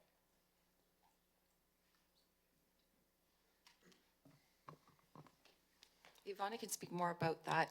It is the radio system and all the systems required for operating our buses. The radio systems? Radio systems on time, yeah. Okay. Through the chair, it is our CAD AVL system. We are currently finalizing phase 1, which we received funding through the ISIP program many years ago. We are now looking into phase 2, which would expand the automated passenger counters on our entire fleet. We currently have it at about, we still need it on about 40% more of our fleet. We have about 320 buses. The other aspect is also enhancing the radio on the buses, on the entire fleet, and adding cellular. Obviously, having cellular on the buses provides greater connectivity and more reliability of communications, especially since many of our routes go outside of our city boundaries. So that's what we're looking at as well. And obviously, as we have this contract with the new system, looking at enhancements as we go along and refine some of the operations that we need to support the fleet. Okay. And the next one down, the gateway terminals. What repairs are we doing into the gateway terminal? Does that have anything to do with the McCallion line? I would have to defer to Doug on that. Sorry, Doug. No, I thank should have you. called out that.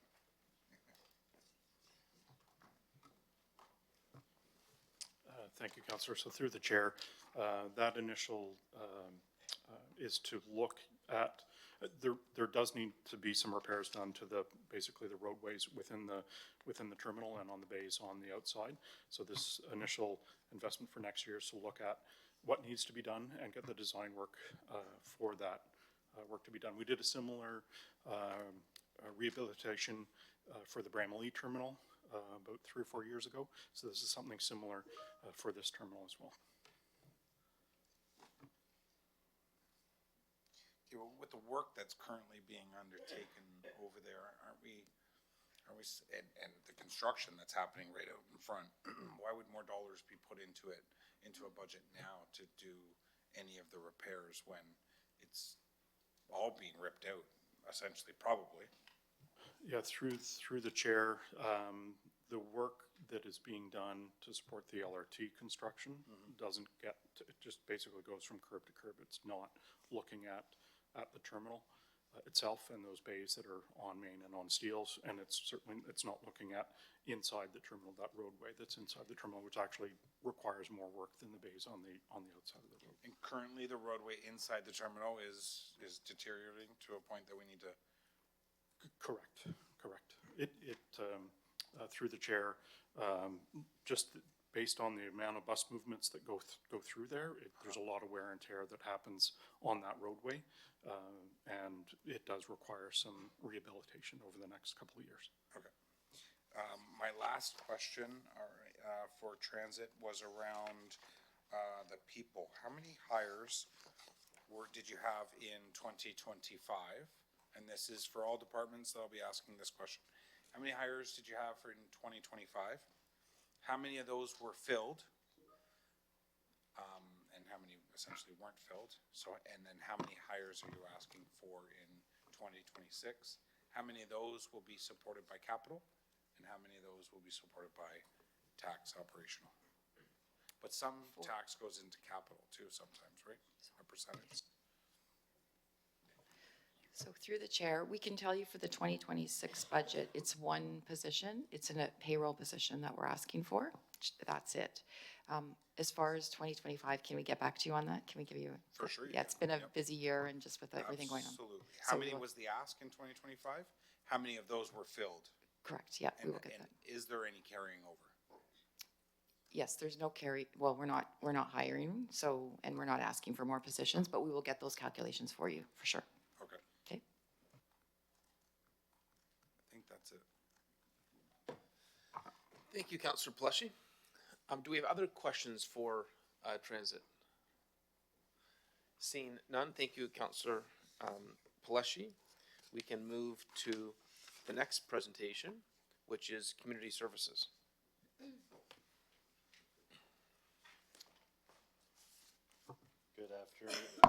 Good afternoon, Mayor Brown, members of council. I am pleased to present the 2026 community services budget. Next slide, please. Community services shapes the quality of life in our city by delivering a wide range of services that protect, inspire, and connect our residents. And as you're aware, our divisions include animal services, community safety, cultural services, parks and recreation, along with fire and emergency services. Next slide, please.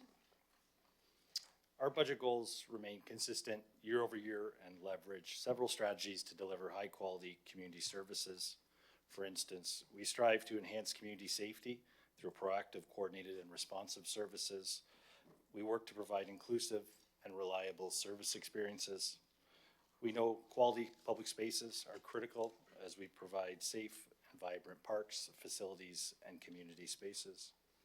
Also, community building enables us to engage our communities, strengthen collaboration, belonging, and collective impact. And finally, service optimization allows us to maximize effectiveness, alignment with community needs, while ensuring fiscal responsibility. Next slide, please. Our budget drivers are consistent with recent years and continue to present both opportunities and challenges across our department. For instance, our strategic approach is guided by the term of council priorities and the various divisional master plans. We need to adhere to the various legislative requirements across our divisions to ensure the community and our staff remain safe. We have to ensure community safety in both the response and upstream capacity through prevention, education, advocacy, and connection making. Continued inflation and market pressures require more funds to procure goods and services, and our aging infrastructure typically costs more to maintain as time passes. Also, customer service that is reliable, accessible, and coupled with the need to adapt to a growing population and shifting needs presents budget pressures. Next slide, please. Our 2026 operating budget has a number of highlights. Specifically in fire, we are improving emergency response coverage and addressing increased growth by adding 24 firefighters to staff a crew at Station 210 in the Northwest. We're also adding 4 new communications operators to dispatch at our Joint Fire Communication Center to manage an increasing call volume. To support the citywide expansion of the RRL program, 17 new fire prevention staff will help strengthen compliance and keep the community fire safe. In parks, we are increasing grass contract provision and oversight, and this will standardize our service across all 800 plus parks and open spaces. We're also happy to announce the commencement of the maintenance of the Brampton-Orangeville Railway Trail, and we're going to strengthen our service synergies by moving the Parks Planning Department to Planning, Building, Growth Management to support improved service alignment. Next slide, please. In recreation, we're excited to announce the 2026 opening of 3 premier winterized amenities at Earnscliffe with the Cricket Dome, Cassie Campbell Field Hockey Dome, and tennis, pickleball, paddle, and cricket amenities at Gore Meadows, which represents nearly a $90 million investment in parks and recreation. We also have increased investments in the Century Gardens Youth Hub, which will open in this fall, and the Susan Fennell Youth Hub to focus on and facilitate more youth programming. At Chris Gibson, it will reopen this year, and funds are allocated for staff to operate at the new NHL-size rink, gymnasium, and dance and fitness rooms. We're also going to build on our youth hockey programming with the very successful Youth Hockey Development Program, with more part-time staff to support that program. And finally, we're going to open in about a month 2 new NHL-size outdoor rinks at Sandalwood Park. Next slide, please. Highlights from cultural services include strengthening our museum and collection services with investments in year-round programming at the Bovaird House. We're also going to expand public art and cultural programming and showcase the 20th anniversary of the Rose Theatre. Community safety and well-being will continue implementing the Community Safety Action Plan and build strong community connections through the Neighborhood Association Program. And last, as you can see from the picture, in animal services, we've added funds to support vet care, medication, vaccines, and food for lost or abandoned animals. Next slide, please. So in the discussion on efficiencies, we wanted to highlight a few things that our department's undertaken this year to realize those efficiencies. One being in grass maintenance, where we found efficiencies through savings through procurement and outsourcing our remaining open space cuts. At the Chinguzi Greenhouse, we'll optimize operations through an external procurement of annual flowers. In recreation, we're going to improve our fill rates at our camps by redistributing capacity to our busy centers, similar to how we do with all our other rec programs. We're also going to standardize our holiday openings to have 1 large rec center in the east and 1 in the west of the city remain open on statutory holidays. We're also standardizing our daily operating hours based on utilization rates through a tiered alignment of opening and closing times. To promote fire safety compliance in the RRL program, a significant new fee starting at $3,000 for a non-compliant inspection will be levied to owners in an effort to ensure the fire and life safety of our residents. As one of our underused assets, the Gore Bocce Court lease will not be continued, and the asset will be returned to the Peel District School Board. With respect to Greenbrier Rec Center, and given the limited demand during July and August, the center will close for those 2 months, and programs will be relocated to adjacent rec centers. In response to community concerns about shopping carts, store owners will be charged a fee to retrieve abandoned shopping carts found in our various public spaces. And finally, the salon at FCC will be employing an external provider through a procurement later in 2026. Next slide, please. As you can see, our total operating budget is approximately $261 million, offset by $59 million in revenue for a net impact of $202.9 million. This is a net increase of 3.5% over 2025. We've added 50 new staff in this budget, the 45 mentioned in fire, 4 in recreation to support our new facilities, and 1 in parks to support our contracted service delivery. Next slide, please. In 2026, Community Services has a projected capital investment of $43.9 million. Some highlights in parks include the replacing the artificial field hockey turf at Cassie Campbell, revitalizing the heavily used Ching Park splash pad, also the installation of cricket field lighting, and that's at 5 locations, 2 at Batsman, 1 at Torbram Sandalwood, 1 at Save Max, and 1 at Credit View Sandalwood. We're enhancing the outdoor cricket facility at Earnscliffe by adding a new storage maintenance facility. And at Peel Village Golf Course, we're going to replace the irrigation and cart paths. Next slide, please. Continuing with parks, we're commencing plans for an outdoor covered rink at Susan Fennell Sportsplex with design in 26 and construction in 2027. Residents are also going to see many parks enhancements added across all wards with $5 million allocated for various new amenities. Additionally, we're going to replace 8 playgrounds, spend an additional $615,000 maintaining our sports fields, and this is coupled with a $1.1 million allocation for the replacement and renovation of various parks assets such as tennis courts, basketball nets, picnic tables, and much more. And lastly, as you can see from the picture, to support environmental sustainability and climate change, 50,000 trees will be planted, along with continued maintenance and inventory of our urban forest. Next slide, please. Highlights from recreation include the renovation or repair of various and numerous indoor and outdoor assets totaling over $2.5 million. This includes fitness, aquatics, sports, and gymnastics equipment, digital displays and sclorcocks, facility furniture, arena fans, and much more. To maintain our centers and associated assets, $1.3 million is allocated for preventive maintenance across our 30 facilities. And finally, we're going to undertake several interior enhancements at Susan Fennell, including new dressing rooms to support our minor hockey partners and various other flooring, painting, and building upgrades. Next slide. From fire in the capital program, we're going to strengthen emergency response by replacing 4 frontline fire trucks. And we'll continue protecting our firefighters and meeting legislative requirements by upgrading both firefighting equipment and fire communications equipment with things such as bunker gear, hoses, breathing apparatus, radios, helmets, and boots. Also, lastly, to note for council, the JFCC, or Joint Fire Communication Center, will move to a new home in 2028 with Peel Police at their operational support facility, and this venture is cost-shared with Mississauga and Caledon Fire. Next slide. The highlights for cultural services include funds for public art and preventive maintenance at our various cultural venues. And in community safety well-being, we see over a $1 million investment towards community safety, focused on our encampment response and instituting and implementing our community safety action plan. Next slide.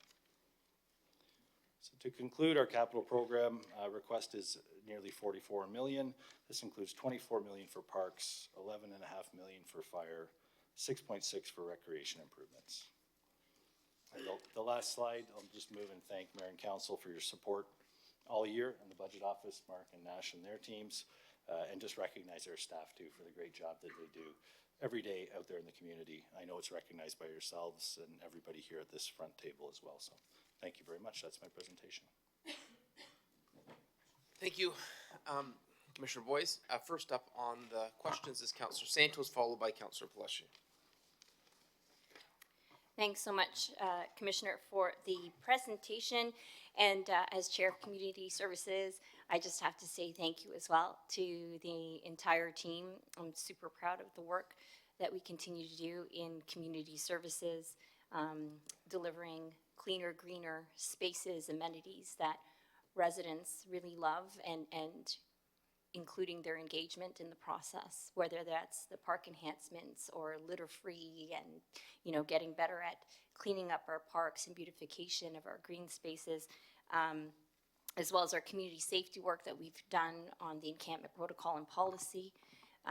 There's tons of stuff, arts and culture, animal services, tons of stuff. So I want to say really thank you and acknowledge the work you're doing. And despite all of the added demands that we have in community services, we're finding ways to do it more efficiently and better. So congratulations on that. I'm happy about the budget for this year. A couple of questions, and also I have a couple of motions that I'll be bringing forward. We don't have to vote on it today, but I do want to bring it forward throughout the process. We could vote on it at the end of our process, but I do want to bring it forward today. The first one is on the shopping carts. So Councillor Keenan and I and other members of council have received many complaints, particularly about Walmart shopping carts found in ravines, in stormwater management ponds, in the Etobicoke Creek Trail, the Fletcher's Creek, transit stops, and it's good and it's bad in that residents are no longer complaining as much about garbage in our parks and green spaces. They're complaining about the shopping carts, and they're asking us to do something about it. And so there is a motion that Madam Clerk, around that, particularly about the fee to be charged should we find an abandoned shopping cart that is owned by, for example, Walmart. And I've been trying for months to deal with Walmart, and unfortunately, their response to us has been that while some stores in other municipalities have locking technology for their carts, they actually don't have that requirement in Brampton. And so I'd like to see that change. So the motion talks about a fee to be charged when Parks and Recreation has to recover it, as well as looking at legislative services to see with a report back on whether or not the city of Brampton can legislate retailers like Walmart, who is the biggest culprit, to require them to implement locking technology. So that's the first one. It will stay on the agenda until the very end, so my council colleagues can review it and provide feedback. Councillor Keenan, thank you for taking part in this, working on this with me. Question to the commissioner, just for clarification, how did we get to $100 per shopping cart? Through the mayor to Councillor Santos, so we did some work looking at other comparator municipalities, probably about 10 or so in the GTA or just outside the GTA, and those fees range from $50, $60, $70. We felt that some of those fees too were a little bit old in time, so kind of moving forward to 2026, we thought this was a reasonable fee that wouldn't be too expensive. It would still be more advantageous for an owner to purchase the cart, or sorry, to pay the $100 fine rather than purchase a new cart. Thank you, and I want to give a shout out to People Against Littering, who have been incredibly great at pulling shopping carts out of our green spaces and out of our stormwater management ponds and creeks as volunteers. So I'm hoping Walmart is listening. Maybe they're not, but I am calling them out because I've given them many months to deal with this issue, and they have provided a very lackluster response. So that's the first one. The second one is on the fire inspection fines. Chief Glenn is up there. Hi, Chief. And the increasing of fines based on RRL and repeat inspections. So Madam Clerk, if you don't mind putting that one on the board. We just have a long day, so I'm not going to go into too much of a preamble. And again, the fire inspection motion will stay on the agenda until the end, and then we can vote on it at the end of this process with the budget. If we don't have that one up, I can go to my next question. Okay, I'll wait. I'll go into the next question, which is about Central Public School. And in our Brampton Arts Organization meeting, Central Public School came up as a possible opportunity for additional space for our creative sector, artists in particular. Just a quick question, and I guess it's for also Kelly and Anand on the facilities rentals of that space. Is there an opportunity for us through Central Public School to create more space for our artists in Brampton? Through the chair to Councillor Santos, absolutely there is. With the opening of Chris Gibson, some of that dance fitness programming will move over to Chris Gibson, which will open up some rooms at Central Public School.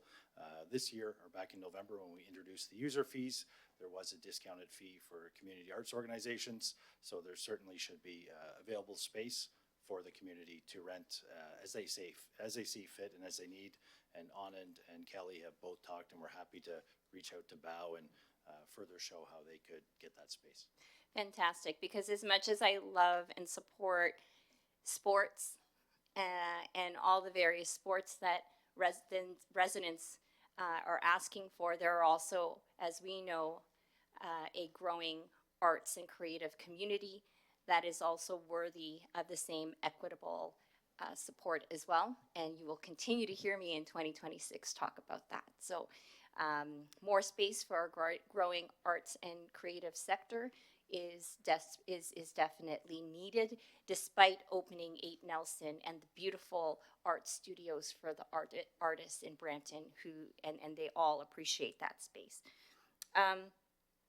My next question is about fee waivers. So we set fees for utilizing spaces in Brampton, and every single year throughout the year, sometimes there's a delegation and there's a request to waive fees. Do we know what the cost was to waive fees last year?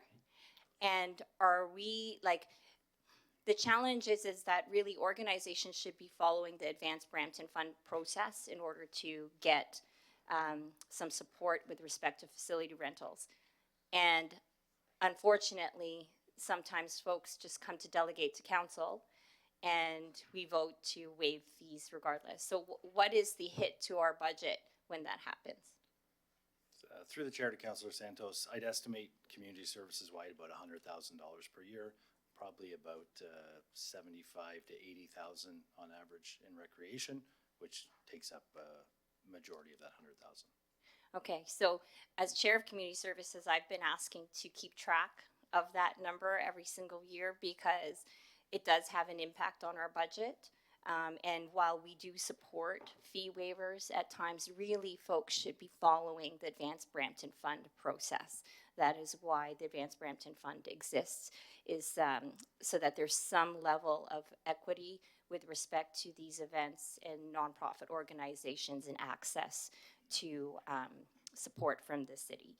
Back to the fire motion. Again, thank you, Councillor Keenan, for seconding the motion. I'm going to, again, leave it here. So I think Councillor Keenan might have some questions for clarity. Perhaps after we can talk offline. But this is in line with us trying to deal with cost recovery with respect to fire inspections. And also, again, dealing with the repeat offenders who don't seem to learn their lesson when it comes to safety in our neighborhoods. Commissioner, if you don't mind sharing how you came up with these various fines or inspection fees. Through the chair, as you'll see, we're adding 17 new fire prevention staff this year to support the citywide expansion. To fund that, those staff are capital recovered. We based our estimate on the number of inspections we would do and the fines we would issue based on some of our historical experience. That's in working with our finance team, that's how we generated the $3,000 fine to help us cost recover the costs of those 17 new staff that will be employed and put out throughout the rest of the city. Perfect. So those are the motions that I'm tabling at the moment. I can happily, Madam Clerk, if necessary, refer them to the very end when we pass and bring forward all the motions for a vote, but I wanted to table it today so that my council colleagues can take a look at it beforehand and provide any feedback before our final vote. Thank you, Commissioner. Thank you, team, for the incredible work. 2026 is going to be fantastic under the assumption that the budget passes in community services. Councillor Palashi. Thank you, Mr. Mayor. Thanks, Bill. I think I'm at, can I get a further breakdown of the risk intervention and response, the $580,000? Through the chair, certainly that is the funds allocated for the encampment response. We could provide you a breakdown maybe afterwards of where exactly that'll be attributed to. Without knowing the exact numbers off the top of my head, it would be for security, for contracted cleanup, for associated tools and materials to do those cleanups. So a variety of number of factors that would go into that 580. I can share it afterwards and give you the exact budgeted breakdown. Yeah, if I can get a further breakdown, and then how much of that is being paid by the Region Appeal? Through the chair, we expect to get, and Rasmeen will correct me if I'm wrong, almost all of that back. We're just working on the funding agreement.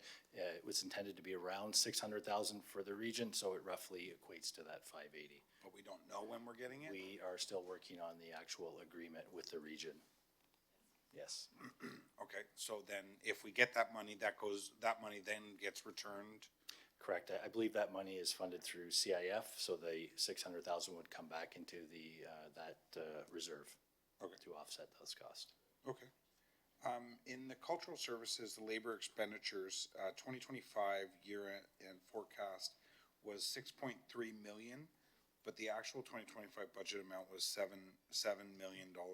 Why such the big discrepancy? Why such the big difference? Can you just repeat that? The actual was 6.3 and the We budget was 7.2? forecasted 6.3, but the actual was 7 million. So I believe that would be due to a number of vacancies and gapping, and just positions that were unfilled for a certain portion of time. So that 700,000 would probably be gapping over the year. 7 million. It was an increase from what we thought it was going to be. Maybe I'll ask Kelly to come down to help explain that. 7 million actual? Yes, so I assume it's actual. It doesn't say actual, but it's after the forecasted amount of 2025. So I assume that 2025 is actual.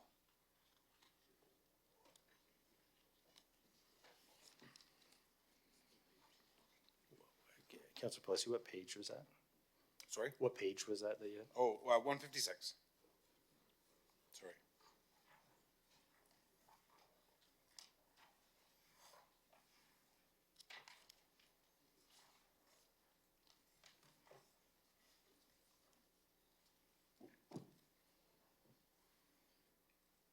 So we got labor expenditure 6.3 forecasted. So Councilor Plessy, that was the forecasted 6.3 on the budget of 7.0. So unless Kelly has any additional information, I believe it was gapping on positions that would have been unfilled. Vacancies happen. We realize the extra funds in labor, and then you fill them, correct? We're under budget. So our 2025 budget was 7 million. Our year-end forecast was 6.3, so we're actually underspent in labor in 2025. And that's for cultural services as a whole. You forecasted an expenditure of 6.3 million and you actually spent 7 million? No, the reverse. The reverse. Yes. Sorry. Through the chair to Councilor Pledge, if I can help. So our budget was set at $7 million for the year of 2025. This year-end forecast was the latest forecast we had at the time we were preparing the budget. And that reflected an expected expenditure of $6.4 million. So we had a budget of 7. The culture team went through and forecasted as of Q3 how much they expected to spend by year end, so 6.4. So they're expecting to save $600,000 in 2025. And those year end results we are now at that point, so we'll be coming back to council with a year end report within a few months. So what was the actual number spent? It's projected at 6.393 million. That's the projected year-end, December 31st expenditure for culture. Oh, okay, I understand. Okay, that's not what we had thought it was going to be in when we were in 2024, budgeting for 2025. No. That dollar amount was? $7,042,000. Okay. You think? Yeah. Okay, that's fine. How many positions, Kelly, I'm not gonna ask you, I'm gonna ask overall, I have the same question. How many positions did you forecast in 2024 for 2025? How many of those positions were filled? And how many positions are you budgeting for and asking for? I'm not asking, you're getting in 2026. So through the chair, in 2026, we're asking for 50 positions, 45 in fire, 4 in recreation, 1 in 50 park. new. 50 new. In 20, I'll have to get the number that we requested in 2025, but I believe that we did fill all those. There shouldn't be any vacancies unless there was a hiring and somebody just recently left. Okay.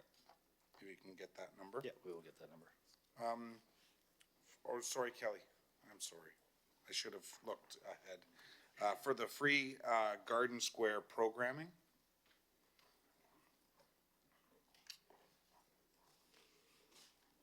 seems to be a lot going on in Garden Square that's coming up. The budgeted amount, or the amount of events, is it the same as last year, or is it more than last year?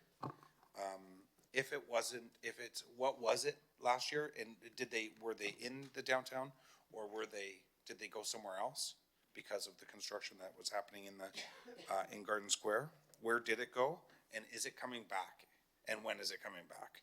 So a whole lot of questions, but let's go back to this coming year. Do we have the same amount of events that are happening in Garden Square? Yes. Or is it the same amount as last year? Yeah. I think with the consideration of the expansion on Main Street with the downtown revitalization, we'll be able to maintain the current year over year for Garden Square. Last year, due to the construction, we did move some of the programming to Rose Patio, which actually was very successful, very well received by the community. So on a year-to-year basis, we're sort of assessing what space is open and available to us and what we can program with the goal of continuously bringing residents, visitors into the downtown, making sure that we continue with our screen programming, so our regular movie nights, free music, free events, but the goal has always been to maintain the same level of events year over year in Garden Square. Okay, even with the construction that's ongoing, like what are the timelines that we're kind of looking at? And are we, fingers crossed, hopefully, opening this up to have more opportunities in the downtown because of the construction coming to completion, hopefully? So I'm not directly involved, obviously, in that capital project for the downtown, but we are continuously engaging with that project team. And our goal, again, is to sort of use the dollars that we have allocated to us on an annual basis and look at where we can get the most value for the residents. So is it increasing movie nights? Is it putting new events in that expanded square that will be on Main Street? Is it to continue with the Rose Patio because that's safest and away from the construction? So we're prepared to offer a full season of free programming in Garden Square. I think really ultimately the construction will dictate the exact location, but we're not anticipating any reduction in service. Is there a number in here just for Garden Square, and is there a number in here or is it a bundled number across the city for events? And how many events are we having at Mount Pleasant this summer? And what's budgeted for it in the budget? Within my budget, Garden Square is sort of bundled in with Performing Arts. So Performing Arts is responsible for the delivery of Garden Square programming from a cultural services perspective. So we do the basically weekly summer programming where Tourism and Events supports the corporate signature events that are held, so New Year's Eve, for example, as well as the sports screen programming comes from tourism. So when you see Garden Square budget, it sort of comes from a few different buckets per se, but it's all programming dollars across those two divisions. Okay. As far as Who can tell me what's happening in Mount Pleasant this year and how much money is going into Mount Pleasant? And I know it's obviously in a different department, but why would it be? I don't know why it would be in a different department. Why would we treat it differently? But I'd like to understand that. And if you don't have it, that you can come back. Through the chair, we'll follow up with the corporate support services and Jason's events team, and they can provide that information. Perfect, thank you. In the capital side of parks, maintenance, and forestry, capital was, in 2025, it was $74 million. But then it's down to 24 million for 2026. Why that massive decrease? Sure. Through the chair, 2024 saw in 2025 saw a lot of the large-scale projects I talked about at Earnscliffe Cricket Dome, Gore Meadows, Torbram Sandalwood Park, and I am missing one off the top of my head, Cassie Campbell Field Hockey Dome. There was a significant number of funds allocated for those projects.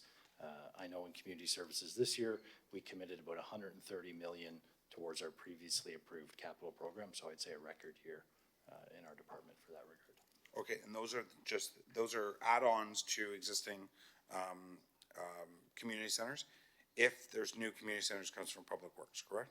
Correct. Okay. The canopy program of the 50,000 trees. I want to ask this question, but I can't ask the question because it's impossible to answer. But how well is that program going?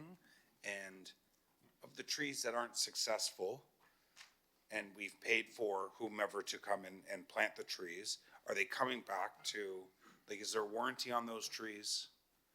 Through the chair, there is a warranty. If we go much deeper, I'm going to have to get Ed to come down and answer the exact warranty, but 2 years. 2-year warranty? 2-year warranty on the planted trees. Okay. And is it up to us to say to whomever that tree didn't survive? It is. That's got to be a tough job. Because it's 50,000 trees, right? Which is fantastic, but, oh dear. Utilities and fuel, animal services. I have a zero amount in animal services for utilities and fuel. And I don't know how to. Where's that amount? Page 166. The detailed divisional breakdown. Through the chair, I presume that is because the budget for utilities of the animal shelter would be held under facilities, operating and maintenance, under Public Works. Okay. And fuel would be in fleet, I presume, which would be under Public Works. It's under there, okay, all right. But in cultural services, there's fuel, fire, there's fuel, parks, maintenance, tree and forestry, there's fuel, recreation, there's fuel. There's charges anyways, but then none in community services, which is confusing to me. Community safety, well-being, and then animal services. Like animal services, I would just think that like animal services, like fire and emergency services, you know, are like bylaw. Through the chair, I presume in cultural services, for instance, that's related to the utilities at our theater venues, at recreation, our rec centers, at our fire stations, and so forth. Can we pull that out in future and put that fuel and utilities into animal services so that it's there? Or will I see it in animal services under Public Works? Through the chair, no, animal services resides under community services. So you wouldn't see those details. I wouldn't see their fuel. Correct, it would say. But I don't see fuel in yours. So where do I see their fuel? Through the chair, we can work with Mark and team to try to extrapolate that for the animal shelter for utilities and fuel. And Excellent, thank you.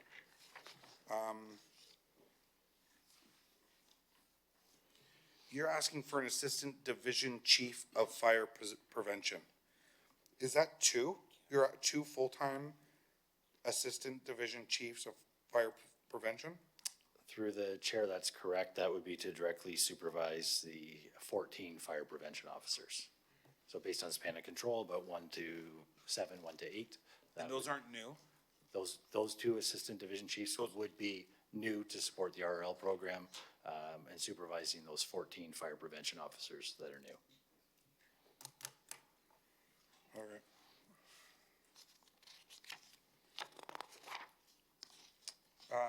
You carried forward a balance of 184.5 million in unspent from prior years as of September 30th, 2025.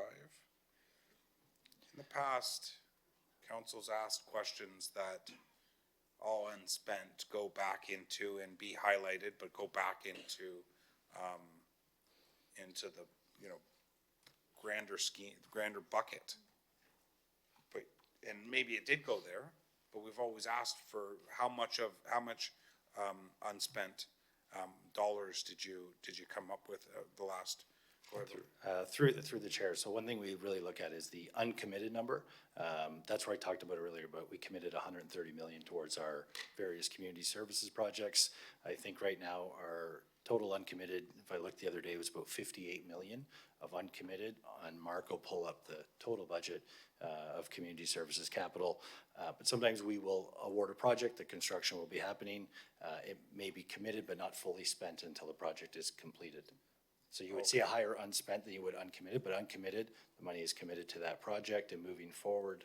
I'd have to pull up the exact numbers of our total capital. I think it's okay, if there's a further breakdown then of that 84 million, I'd like to see it. Sure, for sure. Perfect. I think that's all I had. Yeah. Thank you, Mr. Mayor. Thanks, Bill. Thank you, Councillor Pleshy. I don't see any other questions for community services. I do know lunch is ready, so maybe we'll break. Would council like half an hour or an hour for lunch? What do we? An hour? I'm hearing. Yeah. An hour. So what? We'll return at 1 hour. 1 hour.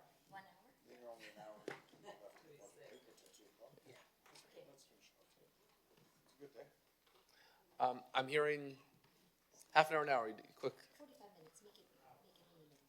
45 minutes. Meet in the middle. Okay, 12:45. Meet back here.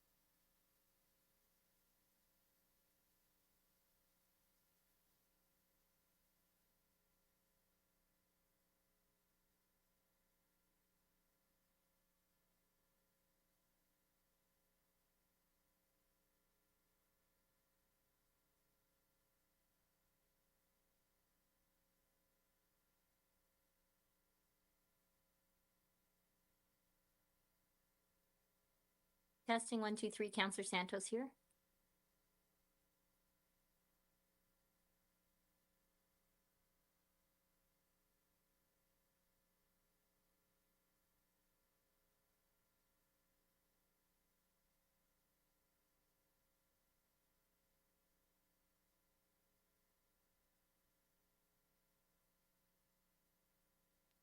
Can you hear me? Hello?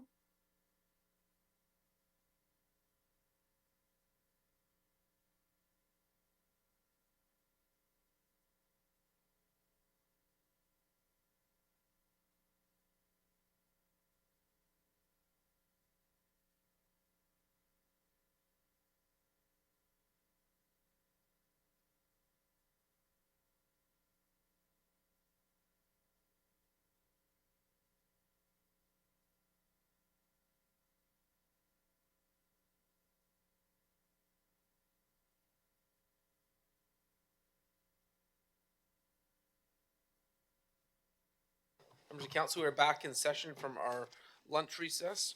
Our goal today is to do one more departmental presentation. That will be good. We can have dealt with 3 departmental presentations today. So we want to pick one that would maybe not take too long, and that is the Office of the CEO. So we'll jump ahead to the Office of the CEO. So Marlon, I understand you're prepared to present today? We good? Good afternoon, Mayor and members of council. I'm presenting the Office of the CEO's 2026 proposed operating and capital budget. I first of all want to thank my departmental leadership team and our budget office for their hard work and collaboration during this budget process. The Office of the CEO ensures that the city is managed according to the Municipal Act, applicable bylaws, policies, and support the city's leadership team in advancing council priorities and city initiatives. The department is made up of 5 divisions, including intergovernmental affairs and advocacy, economic development, strategic services and initiatives, purchasing, and internal audit. Next slide, please.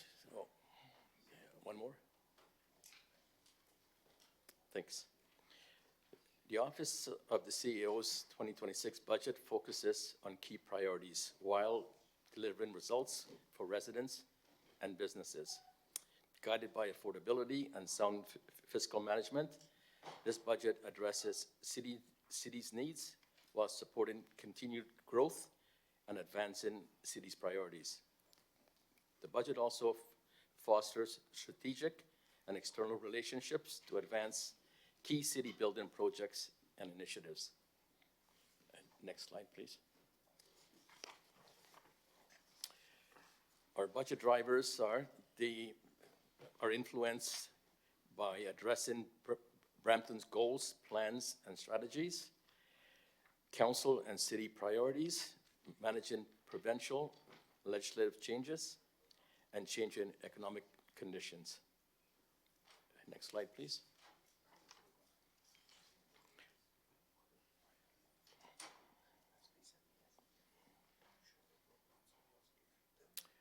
Our 2026 operating budget highlights are advance key city building projects, including the Center for Innovation, City Lands, and Riverwalk projects. Advocate for the city's priorities to provincial and federal levels of government. Implement the youth engagement strategy. Explore external grant funding from other levels of government to alleviate pressures on the tax base. Provide support to local businesses, including those impacted by U.S. tariffs, and develop a sustainable procurement program. Next slide, please. In 2026, the operating budget is $21.9 million and is offset by $2 million in revenues. The budget includes staffing requests for 2 new positions, which includes a coordinator in strategic services and initiatives, and a programmer, education programs, and economic development. Previously, last year, we asked for 2 positions. One was filled, the other one is being managed by a contract position as we're going through recruitment. Roughly 16.5 million is allocated to departmental labor expenditures. Next slide, please. The 2026 capital budget overview and highlights are Beehive, 800,000, Brampton Venture Zone, 1 million, and Cyber Secure Catalyst, 1 million to support programming. Next slide, please. The 2026 capital budget overview includes 11.5 million, which is an increase of 500,000 from 2025. And this is primarily driven by economic development, a request. Next slide, please. And that's a short presentation. Thank you. And now we'll open for any questions.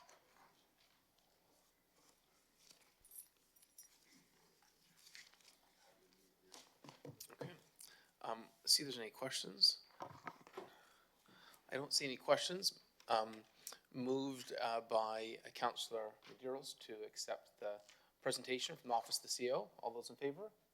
Motion carries. At this time, I guess we'll take a motion to receive to the clerk the previous presentations as well for transit and community services. Moved by Councillor Vasante, second by Councillor Brar. All those in favor? Motion carries.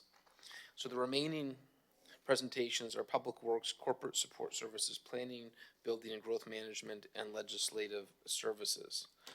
I believe it's the wish of the committee to do those presentations tomorrow when we reconvene at 10 a.m. Is that correct? So Budget Committee will reconvene 10 a.m.